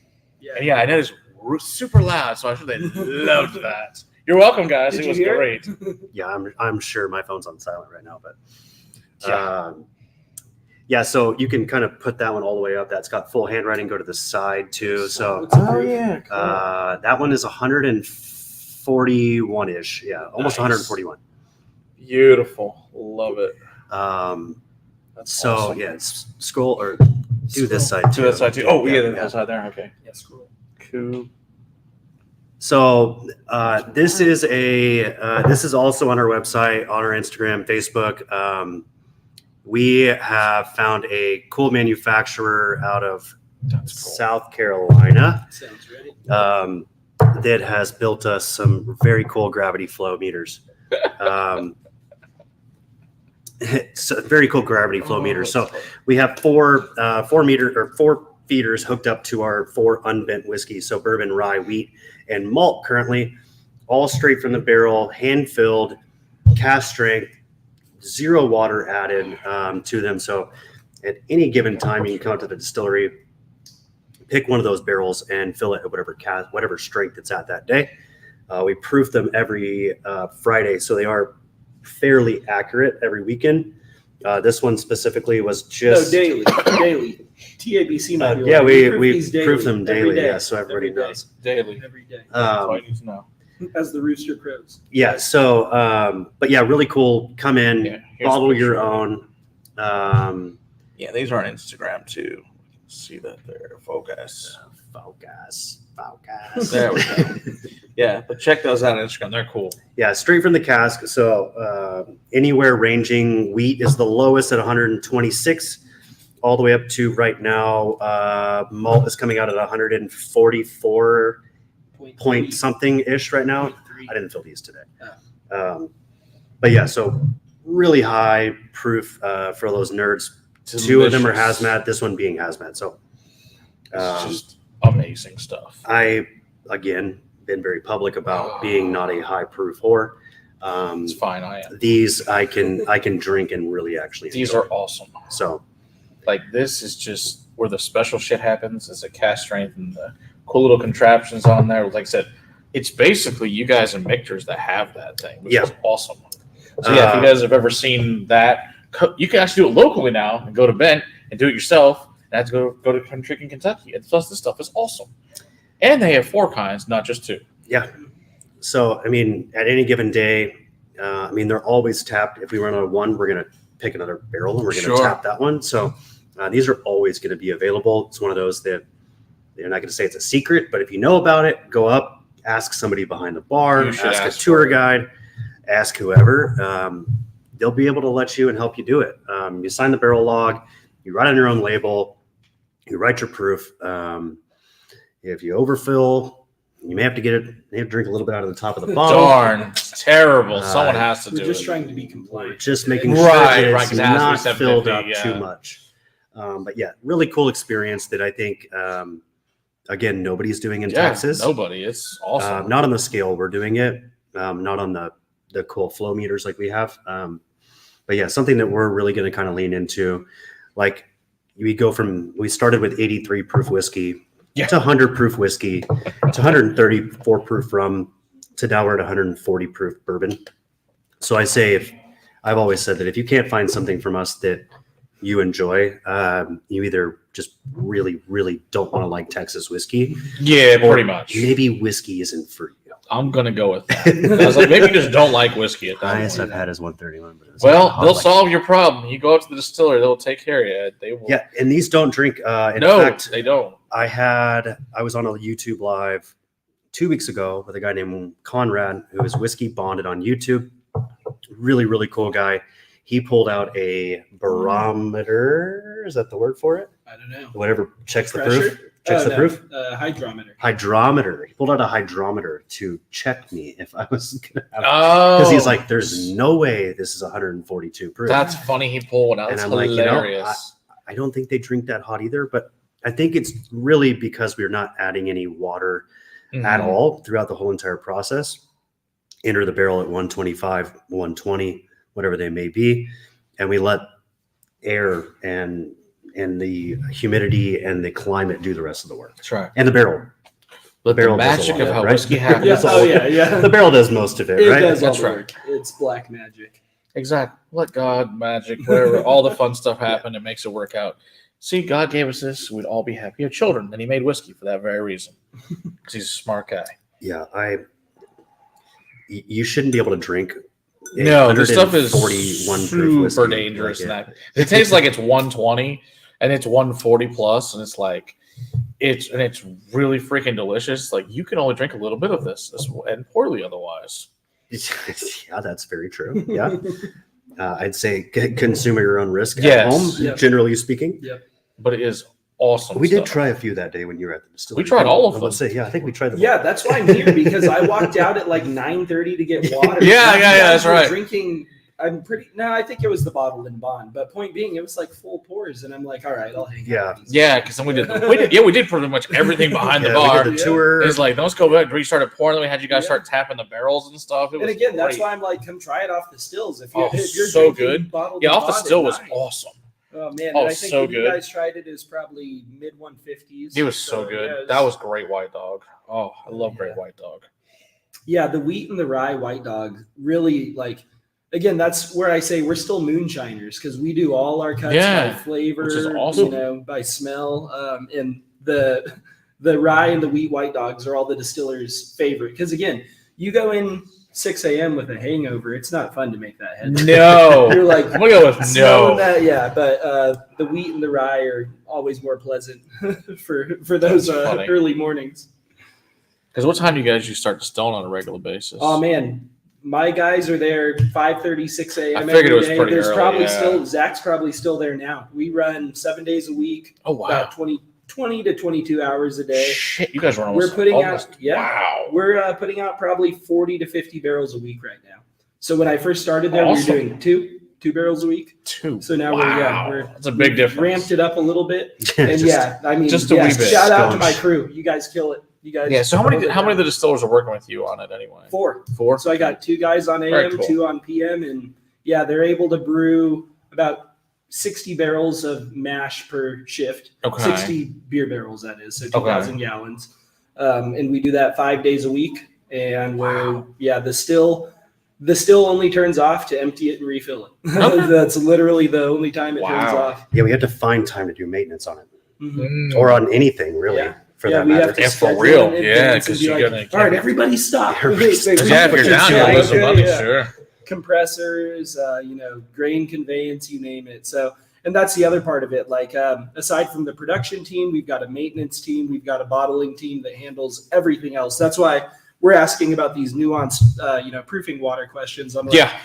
shit, we just fill the barrels at this point. We hand them off to somebody. Once we fill them, we smack a tag on them, and we're like, you guys will see that in 4 years. So Yeah, right. That's a good point. We're Yeah, at that scale now. So it's not a bad problem to have. Yeah, it's fun to see it. I mean, he's seen it for 8 years now. I've seen it for over 4 years now. I mean, when I came on, we were only doing about 6 barrels a week, maybe 10 barrels a week. Wow, so it's a lot.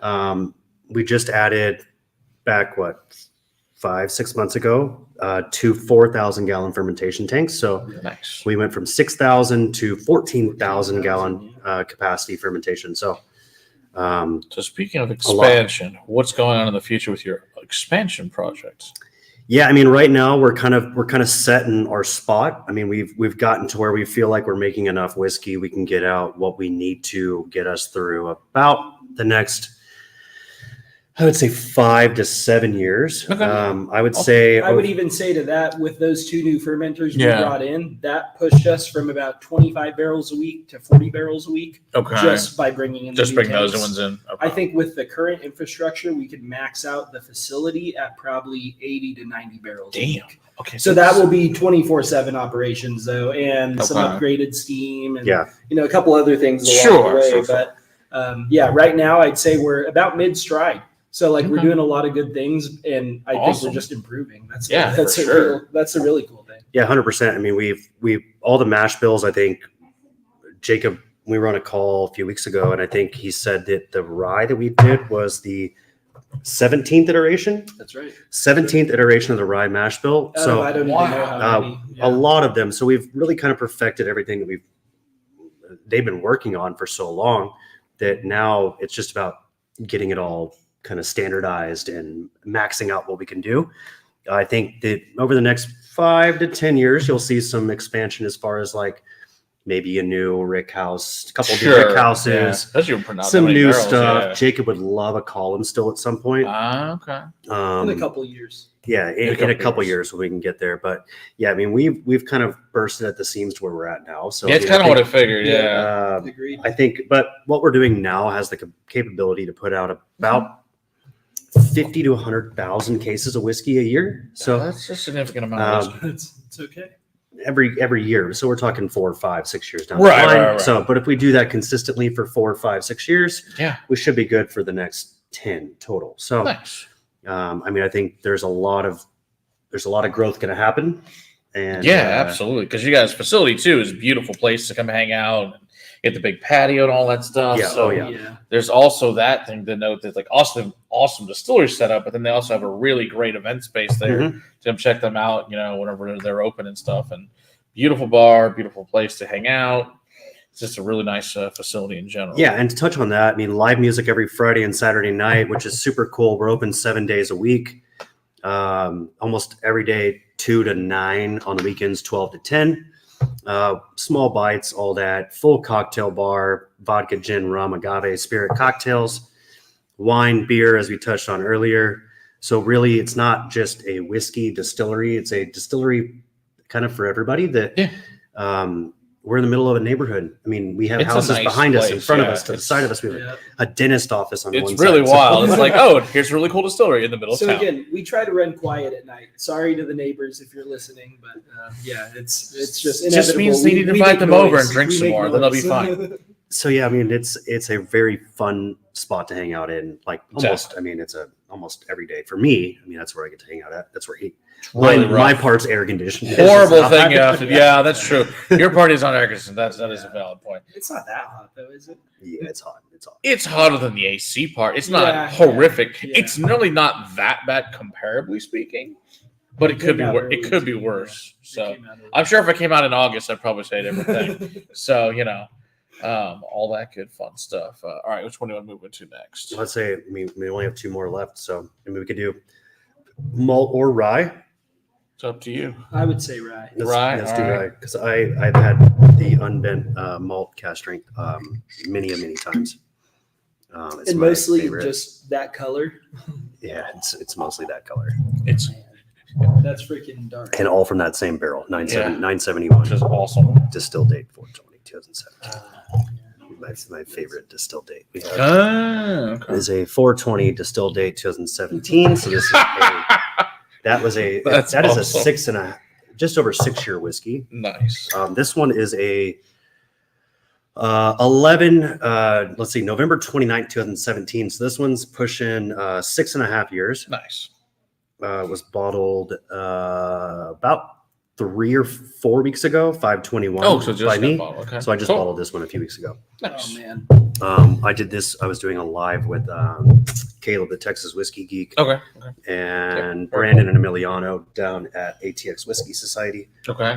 Big fans and I'm huge big supporters fans of of ours. theirs. Brandon and Emiliano. Huge supporters of ours. Emiliano is a distiller at Still Austin, formerly Treaty Oak. Okay. And he's a huge preacher of the Texas whiskey gospel in general, and a huge supporter of ours. Yes, that's why we have an entire section here of just Texas whiskey. It is. And it's expanded to very another large. whole row of it. Hey, There's this. It's going to keep growing, which is the good news for us is that Texas whiskey and jumps keeps growing and growing, getting better and better. we do think that we were the 12th DSP in Texas. I don't think it's Wow. think. We're I what think we were the DSP 20012. 20012. Wow. Was That's it? cool. Was it? Yeah, yeah. I have a picture from the Yeah, barrel we have this to morning. put that on the paperwork. So I mean, Yes, I bet We you. can't lie It's about kind that. of required. I'm Yeah. pretty confident on the I got to paperwork. know the zip code. And 20010. Oh shit! I've been doing it. So wrong. we were number 10. Yeah, Zach called me out on that actually. Okay, so this is someone say Whiskey's Barrel for this weekend. This is what it looked like this Good morning. God, that's 6 years in the awesome. same spot. Thing is dirty And as then, hell. and we cleaned it. Now That's so it looks a awesome. little bit better. You cleaned it. Why'd you clean it? It looks cool as Well, shit. we're gonna raffle it off as like a doesn't charity matter. They thing. take it dirty so- then. That sounds like a personal problem. Anyways, so rye, obviously, same thing. One's going to be about 5.5 to 6 years old. The other one's going to be 6.5 years old at Cask Strength. So Why I like the Cask Strength though, I feel like you get more like vanilla pound cake on Totally. the Cask Strength. What's the proof on this one? 135.6 it Okay. looks like. Only that. And again, I feel like it's kind of lost in translation on the bottle and bond. It's not that the bottle and bond is bad. It's just this is like Yeah. I mean, the way God intended. I Exactly. guess. So no, this is the straight from the barrel is just perfect. Oh, it's so good. Yeah, like I said, those things it's are magic. really bright to me. Like it's just like it I don't know. It's like a blooming tree. I don't know. It feels like it's just super bright and green to me. That like I get all those notes that. And I almost get like less heat on the straight from the barrel. I don't know what it is. Like Someone told me that when you're not adding any water, you don't agitate all those acids and those things to like I guess separate all That makes of them. sense. Yeah. So all the natural oils are still staying there. Sure. pretty much So intact. maybe that is I don't Dude, know. I'll take it, whatever it is. So I've heard that. I don't know who told me that. Whether it's true or not, it's irrelevant to taste. Or maybe So I'm just bullshitting. I'm Sounded not a- good. Sound exactly. Bullshit. Sounds good to me. Sure. I mean, They can't say you're wrong or right. It's all good. no water added by any means in the process. So I have talked about, hey, maybe we need to probably dumb down the proofs a little bit No, for no, we don't. normal consumers. It's perfect. These bottles are not meant for them. So you're not. Oh yeah. Speaking of that, what's the price of these? Because that's the part that's also awesome on these. Let's see. The bourbon, the wheat, and the rye are 85, Just super reasonable Uh, for a pour your own bottle. and the malt at Yeah. 145 is $90. So Yeah. you can walk in, write your own Can't label, Beat that fill it, for the do the whole whole thing for- experience, yeah. man. I mean, that's a great price. and I'll take you on a tour or two while we're at it. Mhm. Yeah, Um, you or can't, Jacob might. Yeah. One of us can't is complain. generally- I was like, I don't know many ways you get a cash strength hand filled for that price point, and you get a tour. That sounds really great. yeah, that I mean, it's just Just It- awesome. it drinks easier than the 100 proof. I think so too.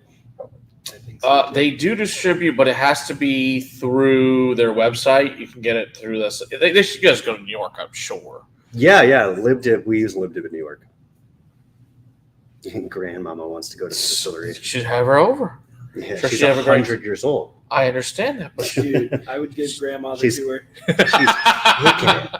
Shout out to That's Grandma. freaking awesome. Grandma's awesome.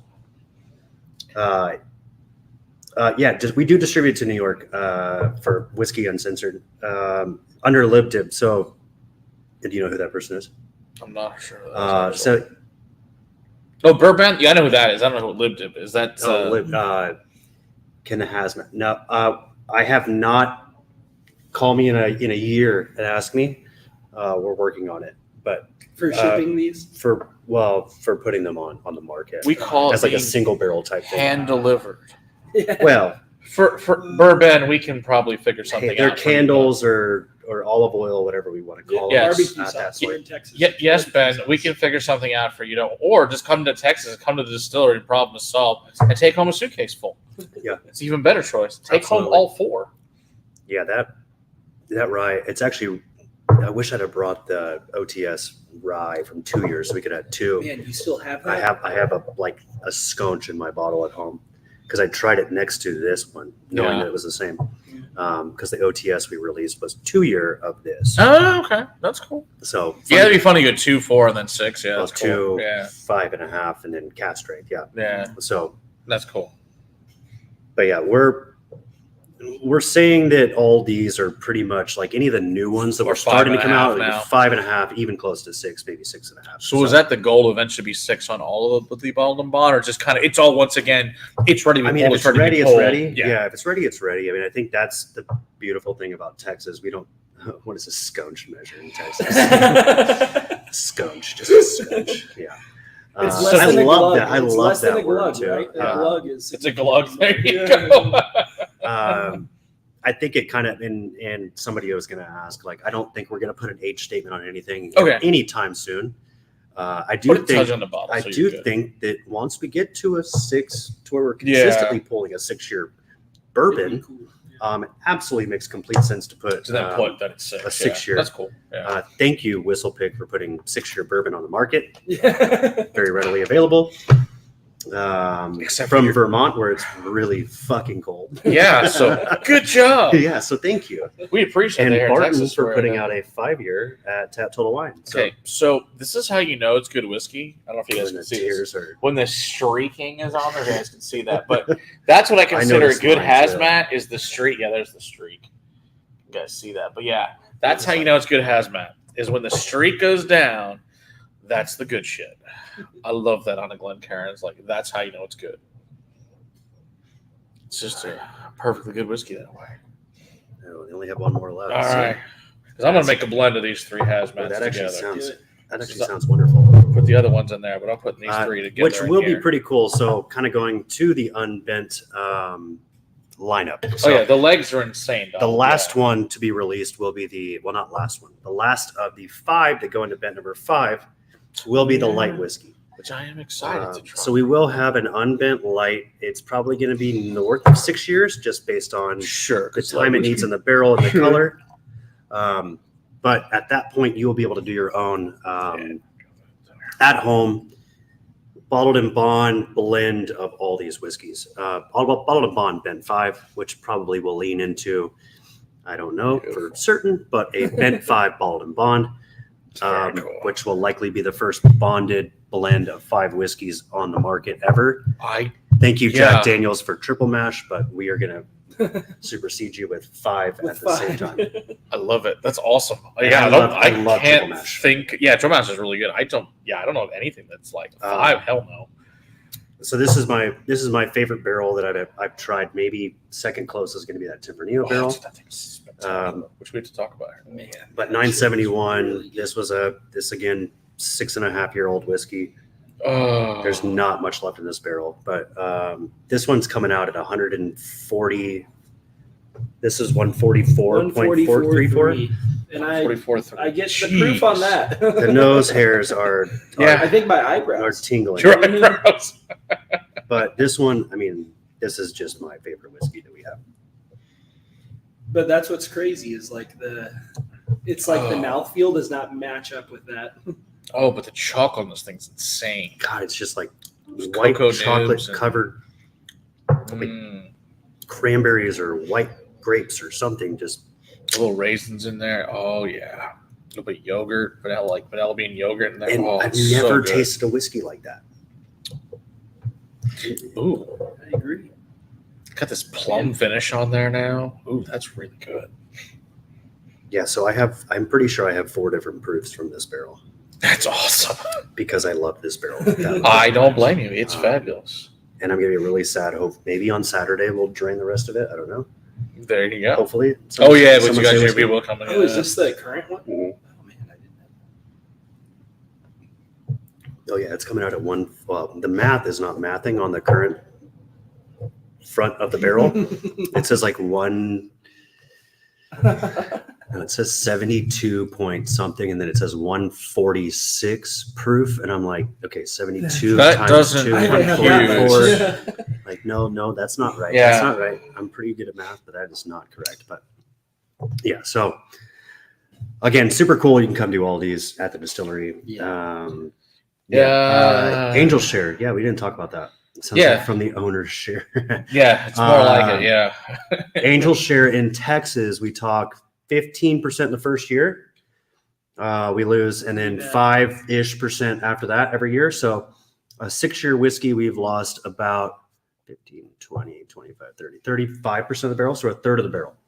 Okay. So if we entered at 53 gallons on the dot, which is pretty much what we fill it all the way to, we might have 18 to 24 gallons after we're done. Okay. And I would say, yeah, and I think it also kind of depends on we have probably 500 horizontal rick positions in the distillery itself. We had to move to palletizing. Man, that was years ago now. We essentially filled up our rick room with about 500 horizontal positions, and then pallets to the point where we can only drive in an L on the forklift. Okay. Yep. And the fire inspector was like, guys. So we had to find offsite storage for those. Sure. So that's the other the kind devil. of dictating Yeah. factor is It's the the double share. There you go. the change of storage. The devil would be leaking, unfortunately. That would be what's Yes. outside the barrel. That would be bad. The Angels drink a lot here in Texas, Yeah, what they would we do. say? Yeah, they do. But yeah, we haven't seen all the ones inside. I mean, we're on side bungs again. Mm. Yeah, we're on side bungs again, Mm. which we don't have any. We haven't seen any difference that we're aware of. Nope. They say there's a difference in surface area, but again, we get plenty of temperature change, and I mean, Garrison, still us. I mean, for the most part, I think everybody is palletizing in Texas. I don't know what Balcones is doing, but I'm not you sure. probably know. They are Rick's too, but I don't know what the other warehouses are. I've never been to the other warehouses. Yeah, I'm not sure. I know Still Austin palletizes everything. In fact, they count by pallet, not by barrel, Right. which is very interesting. But I did get to see all their inner workings, which is why I get to know Yeah. a little bit more about them than the others. But knowing Garrison, I think they fit 6 barrels on a pallet. They have these funky pallets they can put 6 barrels on. Yeah, I mean, shit, they have 9 and 16 barrel pallets when you get to the big boys. But yeah, we stick with 4. That's plenty for us. 4. Because That's yours are what? terrifying enough. We stack 5 high now, so that's Yeah, because yours are 53-gallon barrels. What you guys using? Yeah. Standard 53 gallon. I know some people have gone to 63s now in Texas just to get more time. Yeah, I know Balcones has Balcones got that. went up. Yeah, I don't know exactly. I forget what theirs is. I think they measure in liters, Yeah. but yeah, it's a little bit bigger than the 200 liter 53 gallon barrel. But yeah, I think if I'm not mistaken, that's purely for evaporative losses. Well, I think they have one that's way bigger than that too. I think they have like That's they right. have a Yeah. massive That's one. I'd have to right, look yeah. at it, but they have a really big one they've been experimenting with for I think purely for experimental purposes. That's Because cool. any Scotch distillery by expert Yeah, barrels the from biggest Texas. one is probably Much Ironwood's got larger an barrels. insane. And what much larger barrels Wow. would do in Texas. That way you reduce the oak contact to allow more aging. Yeah, for sure. Yeah, I think is so. that? This one says, I'm interested in what much larger barrels would do in Texas. That way you reduce the oak contact to allow more aging. Yeah, that could be interesting. I think that's right along the lines of what you were saying about Balcones. And even one thing we've been interested in is obviously different amounts of char, but even different amounts of seasoning before the barrels are charred or even put together. Because again, we get so much more penetration into the oak that to this person's point, probably some people would say too much oak. Yeah, because I don't know what Garrison's at. We're 3 char on everything. We were at 3.5 char. Yeah, I on a haven't lot been of to things. Garrison since 2017. I don't know what they're doing now. Underground aging is an interesting idea too. Yeah, we don't have any intent on doing any climate controlled or underground cave storage. Yeah, I think it'd be hard and loose. Well, I think they'd be displeased with you. Well, I'm first, down for a cave. Though. A cave would be cool. I mean, it's cool, but I don't know. Tunneling Yeah. underneath and be like, Yeah, you want to do what? but yeah, I mean, I think there is some climate controlled rick houses or storage here in Texas. Whatever Garrison is. Okay. Well, we won't touch on I think that's safe to say they do their own thing out of Garrison. That's Garrison. But I think for us, we really lean into the fact that like we want to own the climate, we want to own the circumstances, and plus the climate here is very different than where Garrison is. Which, Garrison's 4.5 hours southwest of here, so and we get very different weather in DFW than they do down there in Hill Country. So.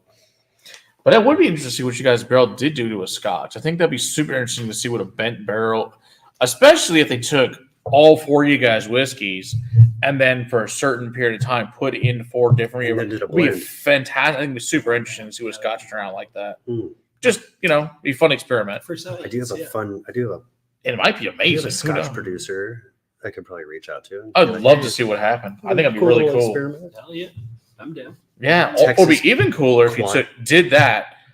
And then took you guys made a single malt and then sent it over there to them to see what it would do if you guys took your Fill the barrels at the same time. Yeah, it'd just be cool to see what would happen. That'd be interesting.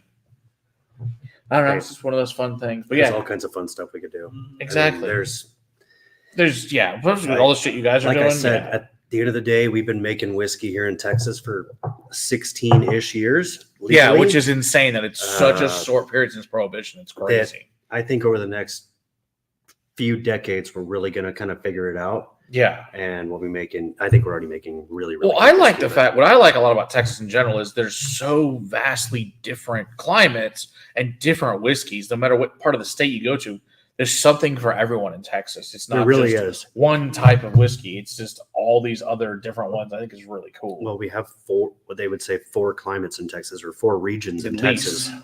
I mean, far west. Yeah, at I mean, I don't think I usually call them really sick. there's at this there's no point. distilleries in the Panhandle that I'm aware of. Like Not that grain I- to glass distilleries. Not which is that I kind of odd. know of. I think that climate would do pretty well. Yeah, you think because that's where they grow like the barley and stuff. You Southeast think, yeah. by the ocean's going to get that hot, humid. Yeah, you get the Gulf Coast air. stuff down there. Yeah, South Texas is going to be that hilly.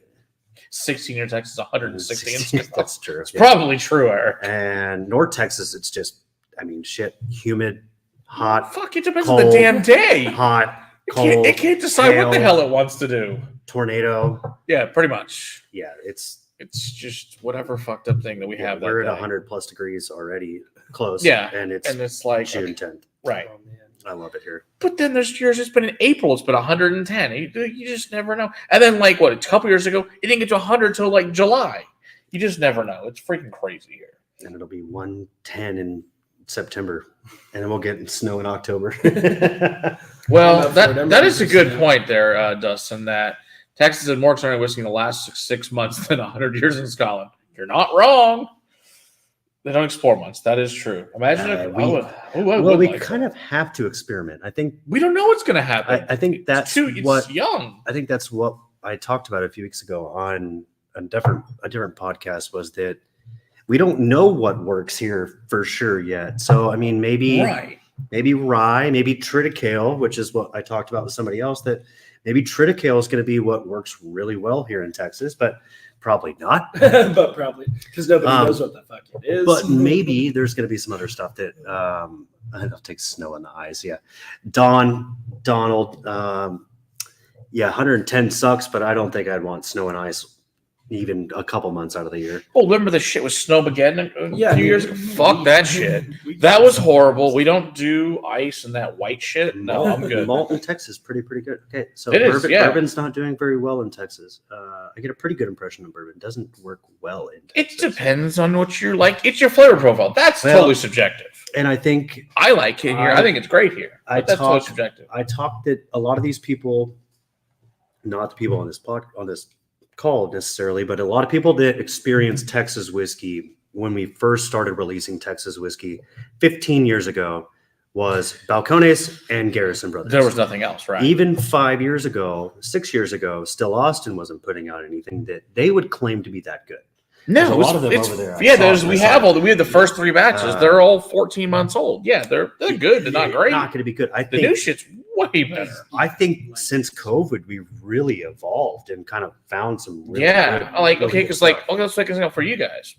I met you 4 years ago, and you're like, "Give us some time." Like, cool, we'll give you some time. That's Then very true. Yeah, you called us like a month ago or so, that's and it's like, us some time. holy shit! It made a huge difference. It's like, wow, this is really fucking good now. Yeah. And it's just it took time, and you can't beat time. That's just what it comes down to. just looked up Timson Glasgow and high is low to mid 60s. It's a 30-degree difference today. Yeah. Yeah, well, Whereas we can have a 60-degree it easy. was 110 plus temperature. What felt like the other day, and That sucks. we'll get down to 70 mid 60s tonight. Oh man, in so- the Rick House, we've seen temperatures as high as 136 up by the roof and as low as 9. No.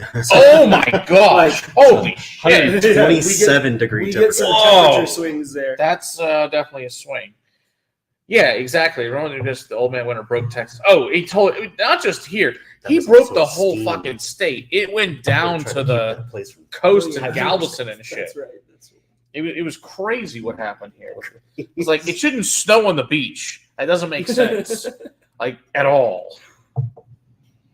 But it did. Welcome to It's Texas. Poetic, yeah. Yeah. We don't know what we're doing. We don't know what kind of weather we're going to get. So we might as well just roll with whatever punches we're going to get. Yeah, you're buried in. Yeah, I don't ever want to see in my life 22 inches of snow. I'm gonna Mid pass on 60s is that the shit. dream. Yeah. Well, Snowmageddon. Yeah, I do Yeah. talk about Snowmageddon a lot because that year was crazy that I saw negative temperatures for the first time, Yeah, maybe ever in Texas. For So real. negative 10 Mm-hmm. to the Rick House being 120 plus. So Yeah, it's we're crazy. talking about 130, 140 degree temperature Yeah, it was fluctuation nuts. in a barrel, which I've is never been that cold in my insane. life. I was like, and I went there with like the warmest shit I've got with even my Russian hat on. My dad brought back the fucking Soviet Union shit on it to keep those little commie bastards warm. So yeah, it was. But that did work. I'd give him that. Until you leave college, there aren't snow days. Yeah, no, that sucks. Yeah, we did right. have a couple snow days because we couldn't. Not us. We couldn't Not get me. I've got 4-wheel drive. I had to go up there. If you keep the stills running, it prevents everything from freezing. That's So, true. That is a good no point. snow That days is for true. us. That is very Yeah, true. we were literally steaming everything Well, to keep the yes, pipes cool. Dustin, the beaches in other states get snow, not in Texas. That shit ain't normal. Yeah, I know, like New York and whatever on the East Coast, sure, but not in Texas. That Like shit Michigan. ain't normal. Lake Michigan Yeah. freezes. Pretty confident. Yeah, the whole Great Lakes area definitely gets cold and snowy and icy and shit. When you can take the snowmobile over it, it's really cool to Mackinac Island. That's very cool. So Lake Huron. So it's the only time there's motorized vehicles on that island because there's snowmobiles. I've been in plenty of snow at work, but now we have work from home. Yeah, work from home is the best for that shit. It just Sure. doesn't work for running a still. No, Work it from home is doesn't. impossible. I mean, not really, Yeah, but yeah. Kind of I hard. try. I You do Try. I do I mean, try. you do have a pretty advanced system there Yeah, with some yeah, really we cool do. computers that we Yeah. saw, which was awesome. Oh, yeah. But nonetheless, it still can't get into the still. Mm-mm. It's still a manual process. And again, we make all the cuts by hand. yeah, so that's going to be really you gotta difficult be with a there. computer. You got to be there. well, anything else? I don't know if we have any other questions. Let's talk about the Tempranillo barrel. We got to talk about the Tempranillo barrel. Unfinished bottled and bond whiskey. I did see that. I did see an Angels Envy release. That was somebody was doing a review on that. Yeah, I think it was it's Bourbon I saw was doing that. Yeah, but I didn't watch it yet. Yeah. The Tempranillo barrel, we're not super familiar with until we tried it the other day. We saw this magical barrel. It's a 60-gallon barrel. Sounds right. From Blue Ostrich. From Blue Yeah. Ostrich Tempranillo. Sitting up there, I'm like, can we tap that? Because that the big sounds thing about it amazing. is like, again, Blue Ostrich makes phenomenal wine, excellent wine. They age their cab in one of our bourbon barrels, and it's again, And that's it's freaking to that's die hot for. too. But this Tempranillo barrel did like nothing for maybe a year and a half. We would Yeah. try it, and it's It was just like just did nothing. Sat there. I yeah. think we figured out that it had sat there for just about 6 years. Yeah, I think I said it was 6 3 plus. years. Yeah. 3 years in a bourbon barrel, and then Okay. another 2 to 3 years in a Tempranillo cask. Yeah. So I'm not sure what we're going to come up with as far as what the label will look like.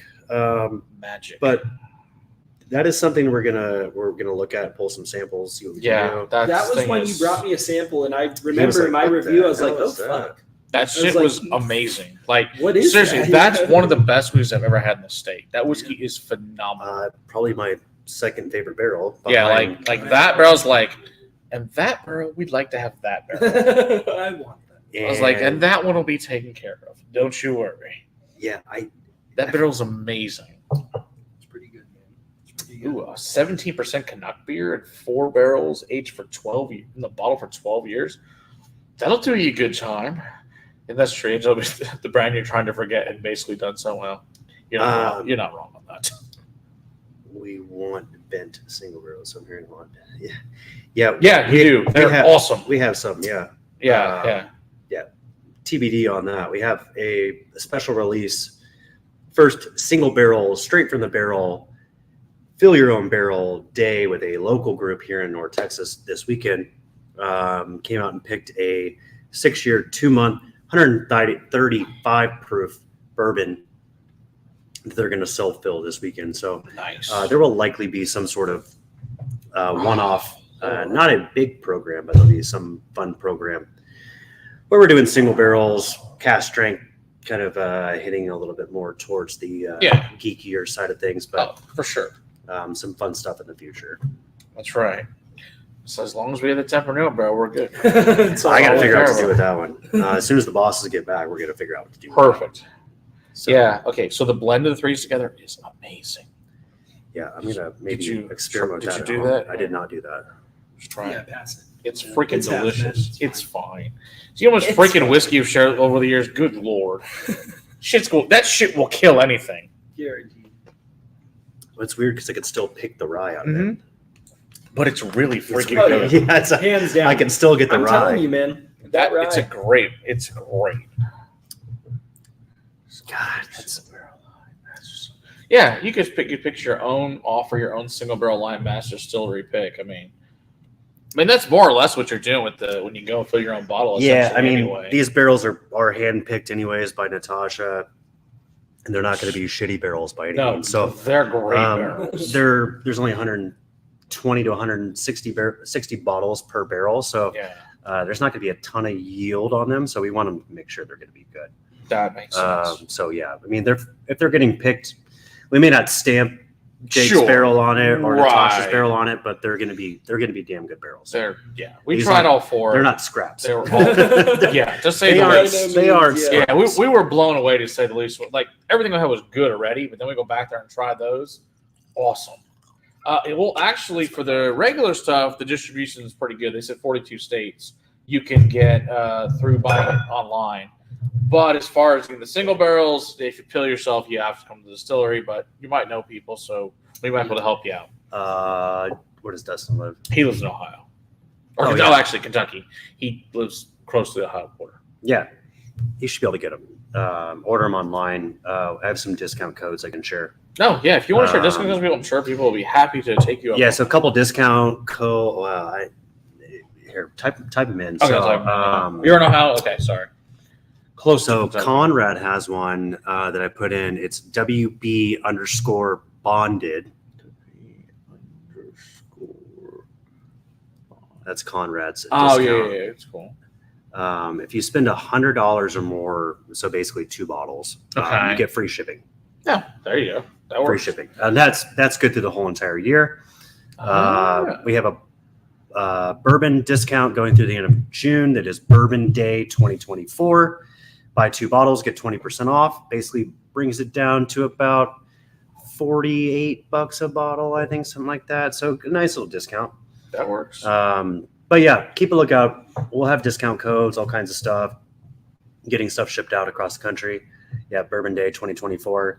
Father's Day 2024 is a let's see, spend $100 on the site total and you get free shipping.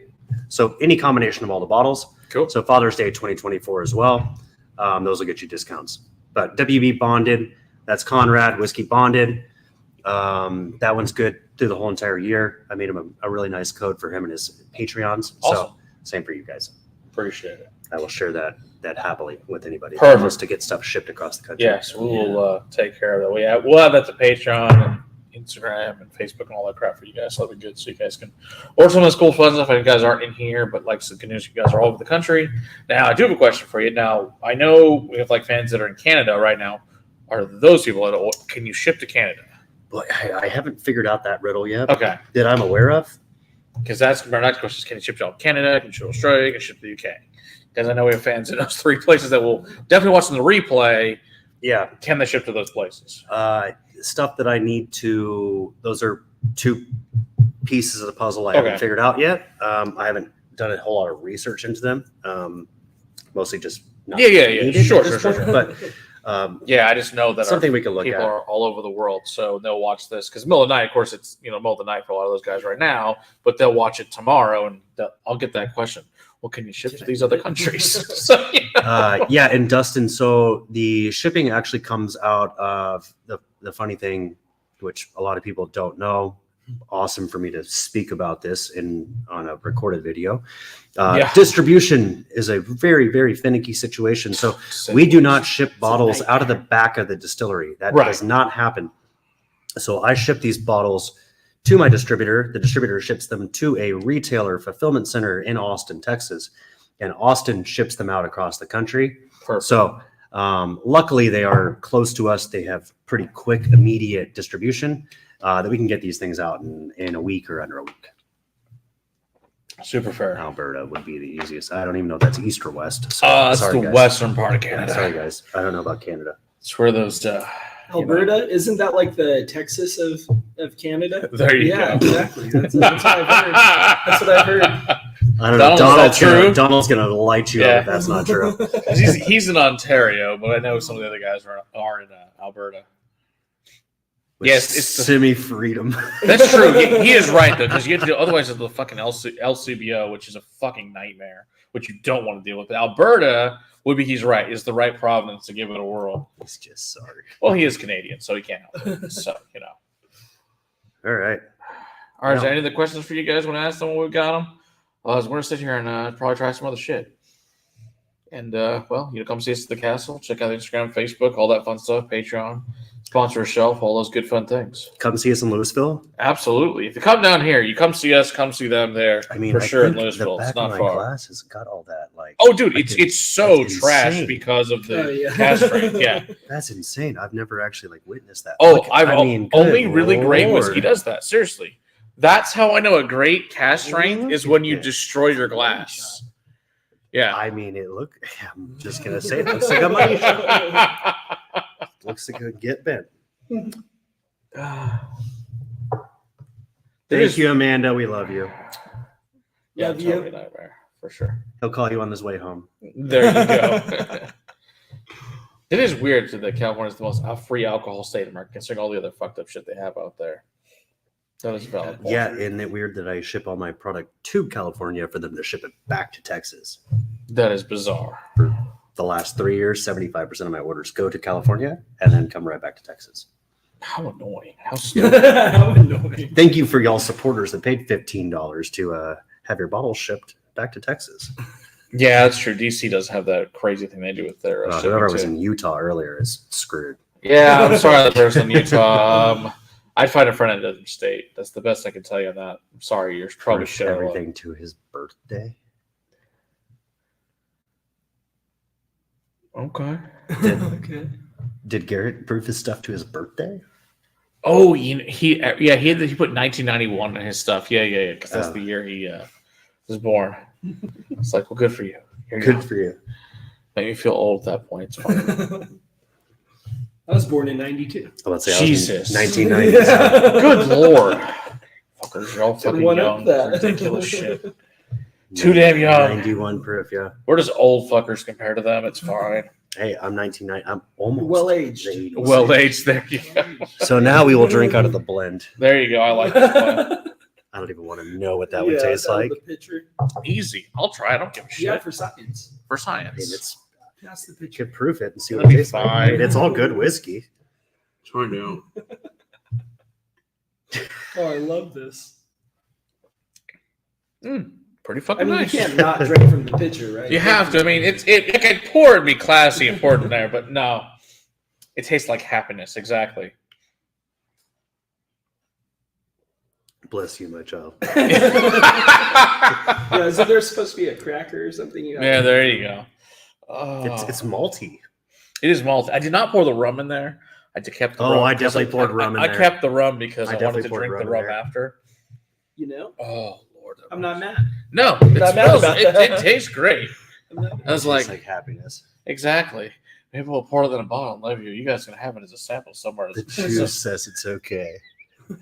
All right, we've reached. No, he is Jewish, so it's okay for him to say that. So it's fine. No, he's up in Long Island, New York. So it's just, verified then. Verified. exactly. No, it's just too funny. Yeah, we actually do have a large Jewish audience too, so it's all good. Hell yeah, man. That's awesome. We have a very diverse, awesome audience. Let's put it that way. Oh, dude, this rum is spectacular too. I saved it for last. Best for last. All right, any other questions for you guys? Otherwise, we're gonna sign off and do some other shit here. No, we're good, Ben. We don't need the pictures to prove it. We're good. But thank you. Just one picture. Just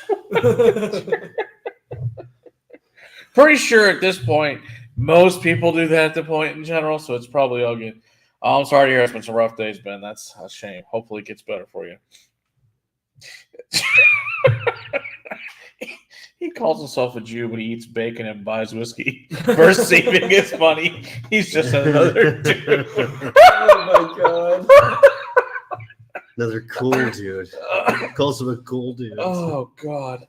Of the broken version. Oh, and this is why I told you this shit was gonna happen. Yep, naturally. Well, it's 12:30 on the East Coast, so That is true. So, any other questions for you guys? Otherwise, we are gonna sign off because it's been an awesome stream. And appreciate everybody hanging out. I So- do love the background. With Yeah. with the lights and everything. Oh, it It's looks great. amazing. Yeah, that's why I was like, I finally got to the perfect thing where we can use that light for us, and It then might need turn to go everything in down. that corner. Yeah, This way. yeah, it's Okay. cool. Oh, it looks great. But yeah, so yeah, come check out the castle. Yeah, if you come to the castle, you can go to Bendt because they're what 35, but not even 30 from here. Yeah. 30 minutes. Yeah, a little less. 30 A little minutes, less. Yeah, less. A little less than 25 to 30 minutes. Yeah. So it says, how do we sign up for a sample set of what you just had? Well, I'm sure we could figure something out to take care of that, Dustin. Yeah. I'm sure we could. I can figure stuff out. We can figure out some sample sets for you guys. I'm sure we can take care of that. I have a really good admin that takes care of all of my stuff for me. So thank you, Cassie. Yeah, so Dustin actually, so does Whiskey Insider. They're actually both also have YouTube channels. You got to check out their channel, check out theirs. So actually, it might be fun to send out those guys a set of you guys stuff and Yep. let them Done. check it out. That could be fun. Yeah. We can take care of you guys for that. So it says, be fair, bacon is delicious. You're right. 4,000 years of pork chop will kill you. We are not going to send our bacon to you guys. Yeah, sorry, no beef jerky. It's not going to guys. travel well, but we will send everything else. The wet goods we will send. I love it. So the first we had Stephanie from Barrel on, which was the very first stream here, and it says, "Yeah, except when Matt has beautiful women visit, then nearly messes up the lighting." I'm sorry, it was the first stream here. I didn't have the production lights up here. I left them home that day. So sorry. You'll just have to visit her in person when she is coming back though in a month, guys. Oh. So it's all good. I did intro you to Heather. Heather So- would be, yeah, she'd be that one. Okay, then we'll have to make that happen.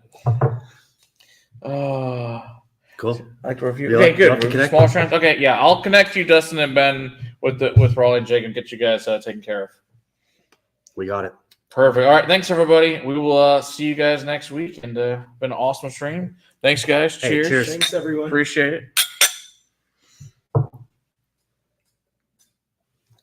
All right, cheers, everybody. See you guys next week.